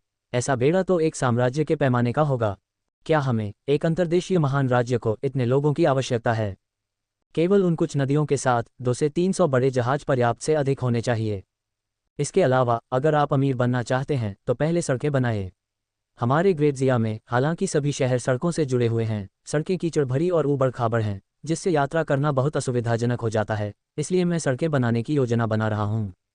पब फ्यूचर द्वारा विज्ञापन। लिन बेइफान मुस्कुराते हुए आगे झुके, मंत्री जी, सड़क निर्माण में सीमेंट के उपयोग के बारे में आप क्या सोचते हैं? सड़क निर्माण के लिए सीमेंट? हेशेन एक बार फिर हैरान रह गया। हाँ, सड़कों के लिए सीमेंट का उपयोग। लिन बेइफान ने मुस्कुराते हुए कहा, मंत्री जी, आपको सीमेंट के गुणों से अच्छी तरह परिचित होना चाहिए। ये जल्दी जम जाता है और एक बार सख्त हो जाने पर ये कठोर और चिकना दोनों होता है। सड़क निर्माण के लिए यह एक बेहतरीन सामग्री है। हेशेन ने अपना संयम बनाए रखते हुए कहा, महाराज, ये संभव है, लेकिन परियोजना का आकार बहुत बड़ा होगा। इसका पैमाना बड़ा है, लेकिन इसे किया जाना चाहिए। लिन बेइफान ने घोषणा की, सीमेंट सड़कों के बनने से न केवल परिवहन आसान होगा, बल्कि इससे सेना को भी लाभ होगा। भविष्य में सैनिकों को ले जाना और खाद्य सामग्री का परिवहन करना बहुत अधिक सुविधाजनक होगा। महामहिम, आप बहुत सच बोलते हैं। हालांकि इस समय आपके विनम्र सेवक के पास बहुत सारे काम हैं और हो सकता है कि वह सब कुछ व्यवस्थित न कर पाए और आपकी उम्मीदों पर खरा न उतर पाए। लिन बेइफान ने चिंता जताते हुए कहा, मंत्री जी के पास वाकई बहुत सी जिम्मेदारियां हैं। मुझे कोई ऐसा व्यक्ति मिल जाए जो आपकी चिंताओं को साझा कर सके। अब से आप सिर्फ राजस्व मंत्रालय के मामलों पर ध्यान देंगे। जहां तक निर्माण मंत्रालय की बात है, मैं उसे पूरा करूंगा। हेशेन घबरा गया और जल्दी से बोला, महाराज, इसकी कोई जरूरत नहीं है, आपका सेवक सभी जिम्मेदारियां ले सकता है। लिन बेइफान ने अपनी चिंता व्यक्त की, क्या ये बहुत थकाऊ नहीं होगा? बिल्कुल भी थकाने वाली बात नहीं है, आपके सेवक को चुनौती पसंद है। हेशेन ने ऊंची आवाज में कहा, फिर भी मन ही मन आंसू बहाए।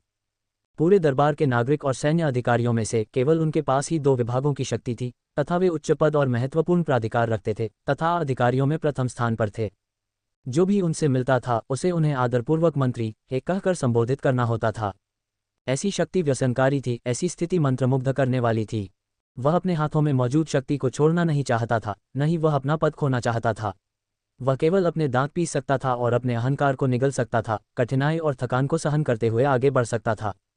लिन बेइफान ने सहानुभूतिपूर्वक कहा, मंत्री जी, आपने वाकई बहुत मेहनत की है। हालांकि चूंकि यह नया साल है, इसलिए यह मामला तत्काल नहीं है। हम इसे अगले साल की शुरुआत के बाद निपटा सकते हैं। मैं बस इतना चाहता था कि आप पहले से तैयार रहें। धन्यवाद महाराज। हेशेन ने चुपके से राहत की सांस ली और वापस चला गया। फिर लिन बेइफान ने ली लिनफू को बुलाया और पूछा, मंत्री जी, परम आनंद के भोज की तैयारियां कैसी चल रही हैं? ली लिनफू ने झुककर बताया, महाराज, सब कुछ व्यवस्थित ढंग से तैयार किया जा रहा है। परम आनंद के इस भोज की तैयारी के लिए आपके विनम्र सेवक ने बेहतरीन व्यंजन तैयार करने के लिए हर जगह से प्रसिद्ध शेफ को आमंत्रित किया है और देश भर से बढ़िया वाइन इकट्ठी की है। इसके अलावा ये सुनिश्चित करने के लिए विभिन्न प्रदर्शन होंगे कि महाराज और सम्मानित अतिथि इतने प्रसन्न होंगे कि वे आनंद में खोकर घर लौटना भूल जाएंगे। हालांकि खर्च काफ़ी अधिक है, जो 300,000 टेल है। लिन बेइफान ने हाथ हिलाकर कहा, अगर इसकी कीमत थोड़ी अधिक होगी तो कोई बात नहीं, सबसे महत्वपूर्ण बात खुश रहना है। हाँ महाराज, आपका विनम्र सेवक महाराज को परम आनंद का अविस्मरणीय भोज देने में कोई कसर नहीं छोड़ेगा। इसके अतिरिक्त मेरे पास आपके लिए एक और महत्वपूर्ण मामला है। महाराज, कृपया आज्ञा दें। लिन बेइफान ने मुस्कुराते हुए कहा, अब हमारा महान ज़िया संपन्न हो रहा है, जिसकी आबादी 10 मिलियन के करीब है। बड़ी आबादी के साथ निपटने के लिए अधिक मामले हैं, लेकिन अधिकारियों की संख्या में बहुत वृद्धि नहीं हुई है, जो अदालत के संचालन को प्रभावित करती है। इसलिए मैंने फैसला किया है कि अगले वसंत में हम मेरे उपयोग के लिए देश भर से प्रतिभाशाली व्यक्तियों की भर्ती के लिए एक शाही परीक्षा आयोजित करेंगे। ली लिनफू बहुत खुश था, यह एक बहुत अच्छी खबर थी। उनके संस्कार मंत्रालय को इसकी जिम्मेदारी दी गई थी। इतने लंबे समय तक काम करने के बाद आखिरकार उसे एक गंभीर मामले का सामना करना पड़ा। केवल अच्छा प्रदर्शन करके ही वह पदोन्नति और पद में उन्नति की आशा कर सकता था। आपका विनम्र सेवक आदेश का पालन करता है। ली लिनफू अपने चेहरे पर मुस्कान लिए चला गया। इसके बाद लिन बेइफान ने विभिन्न विभागों के महत्वपूर्ण अधिकारियों को बुलाया, उन्हें महत्वपूर्ण मामलों पर निर्देश दिए और सभी को अगले वर्ष के काम के लिए तैयार रहने को कहा। तभी ओएजी दौड़कर आया और प्रसन्न होकर बोला, महाराज, ये वही दिव्य हथियार है जिसे मैंने बनाया है। कृपया इसे देख लें। लिन बेइफान हैरान थी, क्या इसमें 3 महीने नहीं लगने चाहिए थे? आपने इतनी जल्दी कैसे काम पूरा कर लिया? स्वर्ग से आया उल्कापिंड लोहा अभी तक पिघला नहीं है। इसे बनाने के लिए हमें 2 महीने और इंतज़ार करना होगा और इसे आकार देने में 1 और महीना लगेगा। ये बहुत लंबा इंतज़ार है और मैं ऊब रहा था, इसलिए मैंने आपकी उन सामग्रियों के साथ अभ्यास किया और कुछ दिव्य हथियार बनाए। जब ओएजी बोल रहा था तो वह अपना गर्व छिपा नहीं सका। स्वर्ग के नीचे वह एकमात्र व्यक्ति था जो इतनी बहुमूल्य सामग्रियों के साथ अभ्यास करने में सक्षम था। तारांकन तारांकन तारांकन ड्रंगोंग के 105 द्वारा प्रायोजित अध्याय 4/16 हम वर्तमान में भर्ती कर रहे हैं। CNKRJP अनुवादकों मित्लर्स का स्वागत है। डिस्कॉर्ड सर्वर URL पबफ्यूचर द्वारा विज्ञापन संपर्क टॉस साइट मैप दान करें। मेनू दिखाओ। उपन्यास ऑनलाइन पूरा पढ़ें। उपन्यास बिन उपन्यास जब से मैंने अपना क्षेत्र दान करना शुरू किया, मैं युगों युगों में महान सम्राट बन गया। अध्याय 105.2 जब से मैंने अपना क्षेत्र दान करना शुरू किया, मैं युगों युगों में महान सम्राट बन गया। C 105.2 पबफ्यूचर द्वारा विज्ञापन अध्याय 105.2 लिन बेइफान प्रसन्न हुआ, जल्दी दिखाओ हमारे पास क्या खजाने हैं। सबसे पहले यह आइस सिकाडा तलवार है। ओएजी ने एक तलवार भेंट की जैसे कि वह कोई खजाना दे रहा हो। ये तलवार बहुत खास थी, ये वास्तव में पारदर्शी थी। इसे मैंने ठंडे पहाड़ी पत्थर, जेड और अन्य सामग्रियों का उपयोग करके खुद बनाया है। ये बर्फ की तरह पूरी तरह से पारदर्शी है और सिकाडा के पंख की तरह पतला है और इसे पकड़ने पर लगभग भारहीन लगता है, इसलिए इसका नाम ऐसा है। लेकिन इसके पतलेपन और हल्केपन से मूर्ख मत बनो, यह एक शक्तिशाली हथियार है जो दुश्मनों को मार सकता है, पहाड़ों और चट्टानों को आसानी से चीर सकता है। लिन बेइफान ने इसे जांचने के लिए उठाया। सुंदर। एक सहज झटके से उसने बड़ी आसानी से एक पत्थर की बेंच को काट दिया और ये लोहे को ऐसे काट देता है मानो वह मिट्टी हो। जब वह तलवार घुमाना जारी रखता था तो उसने देखा कि ब्लेड गायब हो गया है और बिना कोई आवाज़ किए हवा में घूमता हुआ चला जाता है। चुपचाप और चुपके से चलने वाली ये तलवार हत्या के लिए एकदम सही है। वास्तव में ये ब्लेड का एक दुर्लभ खजाना है। मैं इसे बाईजू को दे दूंगा। उसने लापरवाही से इसे एक कोने में फेंक दिया। बाईजू ने खुद को प्रकट किया और बर्फ सिकाडा तलवार को पकड़ लिया जैसे कि उसने सबसे कीमती खजाना प्राप्त किया हो और कहा, धन्यवाद महाराज। महाराज, अब दूसरी तलवार पर एक नज़र डालें। ओएजी ने दूसरी तलवार का डिब्बा खोला। ये ग्रीन स्पिरिट तलवार है। यह एक साधारण तलवार से अलग नहीं दिखती, लेकिन ये ब्लेड लोहे को भी ऐसे काटती है जैसे कि वह मिट्टी हो। इसके अलावा ये तलवार संवेदनशील है। जब तक कोई इसे लंबे समय तक अपने पास रखता है तब तक वह तलवार की आत्मा से संवाद कर सकता है और इसे अपने अंगों की तरह आसानी से नियंत्रित कर सकता है, जिससे इसकी शक्ति बहुत बढ़ जाती है। लिन बेईफान ने हरी आत्मा तलवार उठाई और उसे महसूस हुआ कि तलवार के भीतर एक आत्मा है जो उससे संवाद करना चाहती है। ये भी एक बढ़िया तलवार है।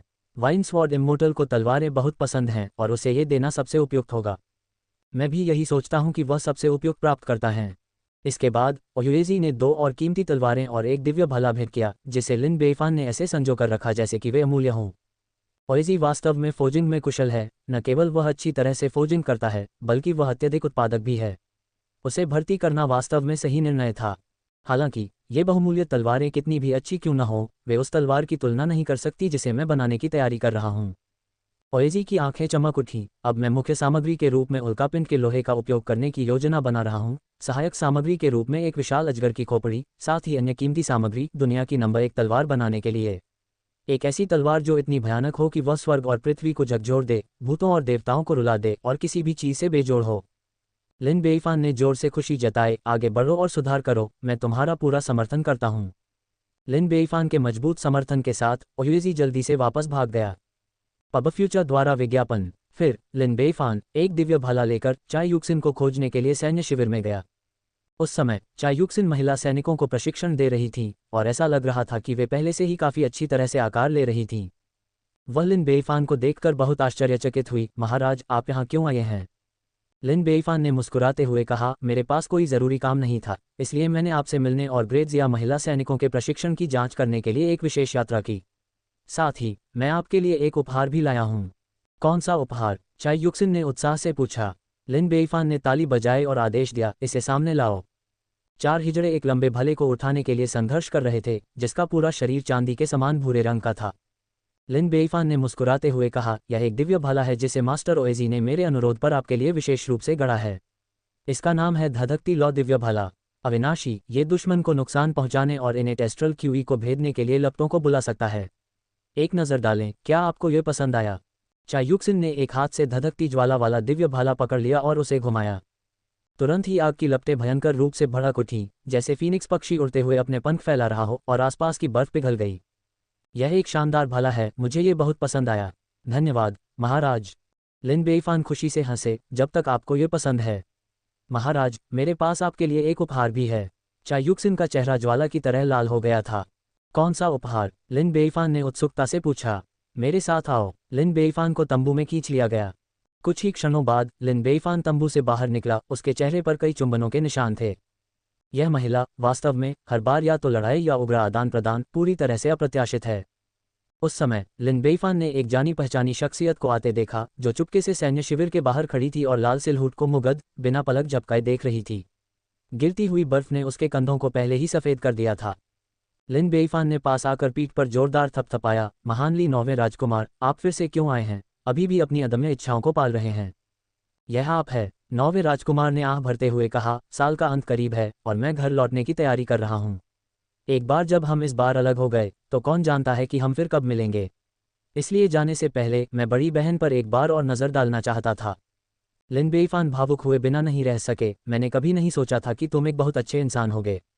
9वें राजकुमार का चेहरा भावहीन रहा। आपने मुझे एक अच्छे इंसान के रूप में सराहा, यह अच्छी बात है, लेकिन क्या आप कृपया इसके पहले विलुप्त शब्द नहीं लगा सकते? पब फ्यूचर द्वारा विज्ञापन। बेशक, कोई समस्या नहीं। लिन बेईफान एक बार फिर भावुक हो गया। मैंने कभी नहीं सोचा था कि तुम एक अद्वितीय अच्छे इंसान होगे। 9वां राजकुमार। 9वें राजकुमार ने आह भरते हुए कहा, छोड़ो, मैं तुमसे बहस करने के मूड में नहीं हूँ। सच तो यह है कि मैं अभी भी यह नहीं समझ पा रहा हूँ कि बड़ी बहन तुम जैसे बेशर्म आदमी के प्यार में कैसे पड़ गई। ऐसी बहुत सी बातें हैं जो तुम्हें समझ में नहीं आती। मैं भी नहीं समझ पाता कि वे औरतें हमेशा मुझसे इतना प्यार क्यों करती हैं। लिन बेईफान ने आह भरी। कभी कभी बहुत ज़्यादा उत्कृष्ट होना एक अभिशाप होता है। आपको अपना साथी चुनने का अधिकार भी नहीं है। 9वां राजकुमार। उस समय 9वें राजकुमार ने लिन बेईफान के चेहरे पर निशान देखा। आपके चेहरे पर क्या हुआ? लिन बेईफान, किसी ने मुझे चूमा। 9वां राजकुमार, मुझे किसने चूमा? लिन बेईफान ने आह भरी। मत पूछो, तुम जानना नहीं चाहोगे। 9वें राजकुमार की सुरक्षा तुरंत टूट गई और उसने कांपती आवाज में कहा, ये बड़ी बहन नहीं है ना? लिन बेईफान ने अपना सिर हिलाया। ये कैसे कहें? 9वें राजकुमार की आंखों में आशा झलक रही थी। और कौन? 9वां राजकुमार, भाड़ में जाओ। अपने दिल पर हाथ रखते ही उसे बाहर की हवा से भी अधिक ठंडक महसूस हुई। मुझे यहाँ कभी नहीं आना चाहिए था। उसे अपने सीने की बर्फीली ठंडक से अपना हाथ नीचे करने में बहुत देर लगी और एक व्यंग्यात्मक मुस्कान के साथ उसने कहा, भूल जाओ, भूल जाओ। बड़ी बहन के साथ मेरा भाग्य पहले ही टूट चुका है। तुम सबके साथ जो भी होता है उससे मुझे कोई मतलब नहीं है। मैं वापस जाने के लिए तैयार हूँ। हालांकि लिन बेईफान, 9वें राजकुमार का स्वर कठोर हो गया, अगर मुझे कभी पता चला कि तुमने बड़ी बहन के साथ बुरा व्यवहार किया है तो मैं तुम्हें कभी नहीं जाने दूंगा। निश्चिंत रहो, मैं युक्सिन की अच्छी देखभाल करूंगा। लिन बेईफान ने कुछ अनिच्छा से कहा। 9वें राजकुमार, आप इतनी जल्दी जा रहे हैं? सच कहूं तो आप जैसे दिलचस्प व्यक्ति से मिलना दुर्लभ है। मैं वास्तव में अलग नहीं होना चाहता।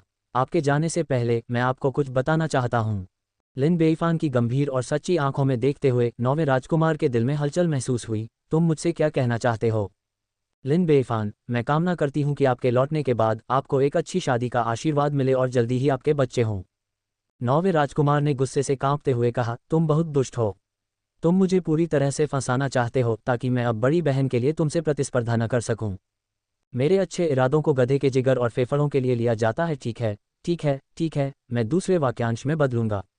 लिन बेईफान ने एक बार फिर गंभीरता से कहा, मैं कामना करती हूं कि आपके लौटने के बाद आप निश्चित रूप से अपनी सच्ची नियति वाली महिला के साथ साथ उसके पति से भी मिलेंगे। 9वां राजकुमार, अरे ये तो और भी ज्यादा दुर्भावनापूर्ण है।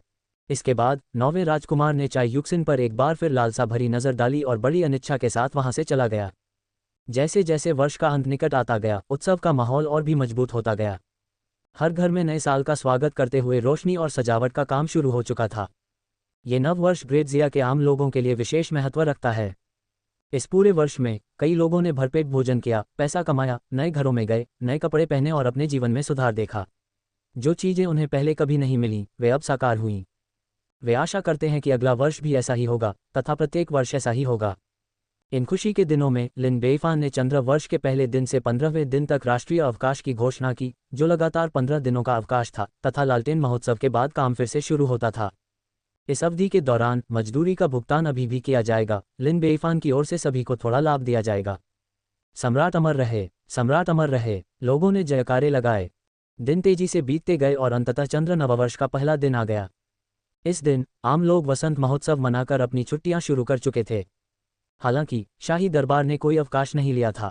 इसके बजाय उन्होंने ग्रैंड कोर्ट गैदरिंग का आयोजन किया। ये दरबार की परंपरा थी। नए साल के पहले दिन सभी अधिकारी लिन बेईफान को अपना सम्मान देते थे और फिर लिन बेईफान अधिकारियों के लिए एक भोज का आयोजन करता था। सम्राट और उनके मंत्री मिलकर नए साल की खुशियां मनाते थे। जब शाम हुई तो परम आनंद के भोज का समय हो गया। ये कुछ ऐसा था जिसे लिन बेईफान ने विशेष रूप से अधिकारियों के लिए तैयार किया था और वे सभी इसका बेसब्री से इंतजार कर रहे थे। तारांकन तारांकन तारांकन ड्रंगोंग के 105 द्वारा प्रायोजित अध्याय 5/16 हम वर्तमान में भर्ती कर रहे हैं। CNKRJP अनुवादकों मितलस का स्वागत है। Discord server URL pub future द्वारा विज्ञापन संपर्क टॉस साइट मैप दान करें।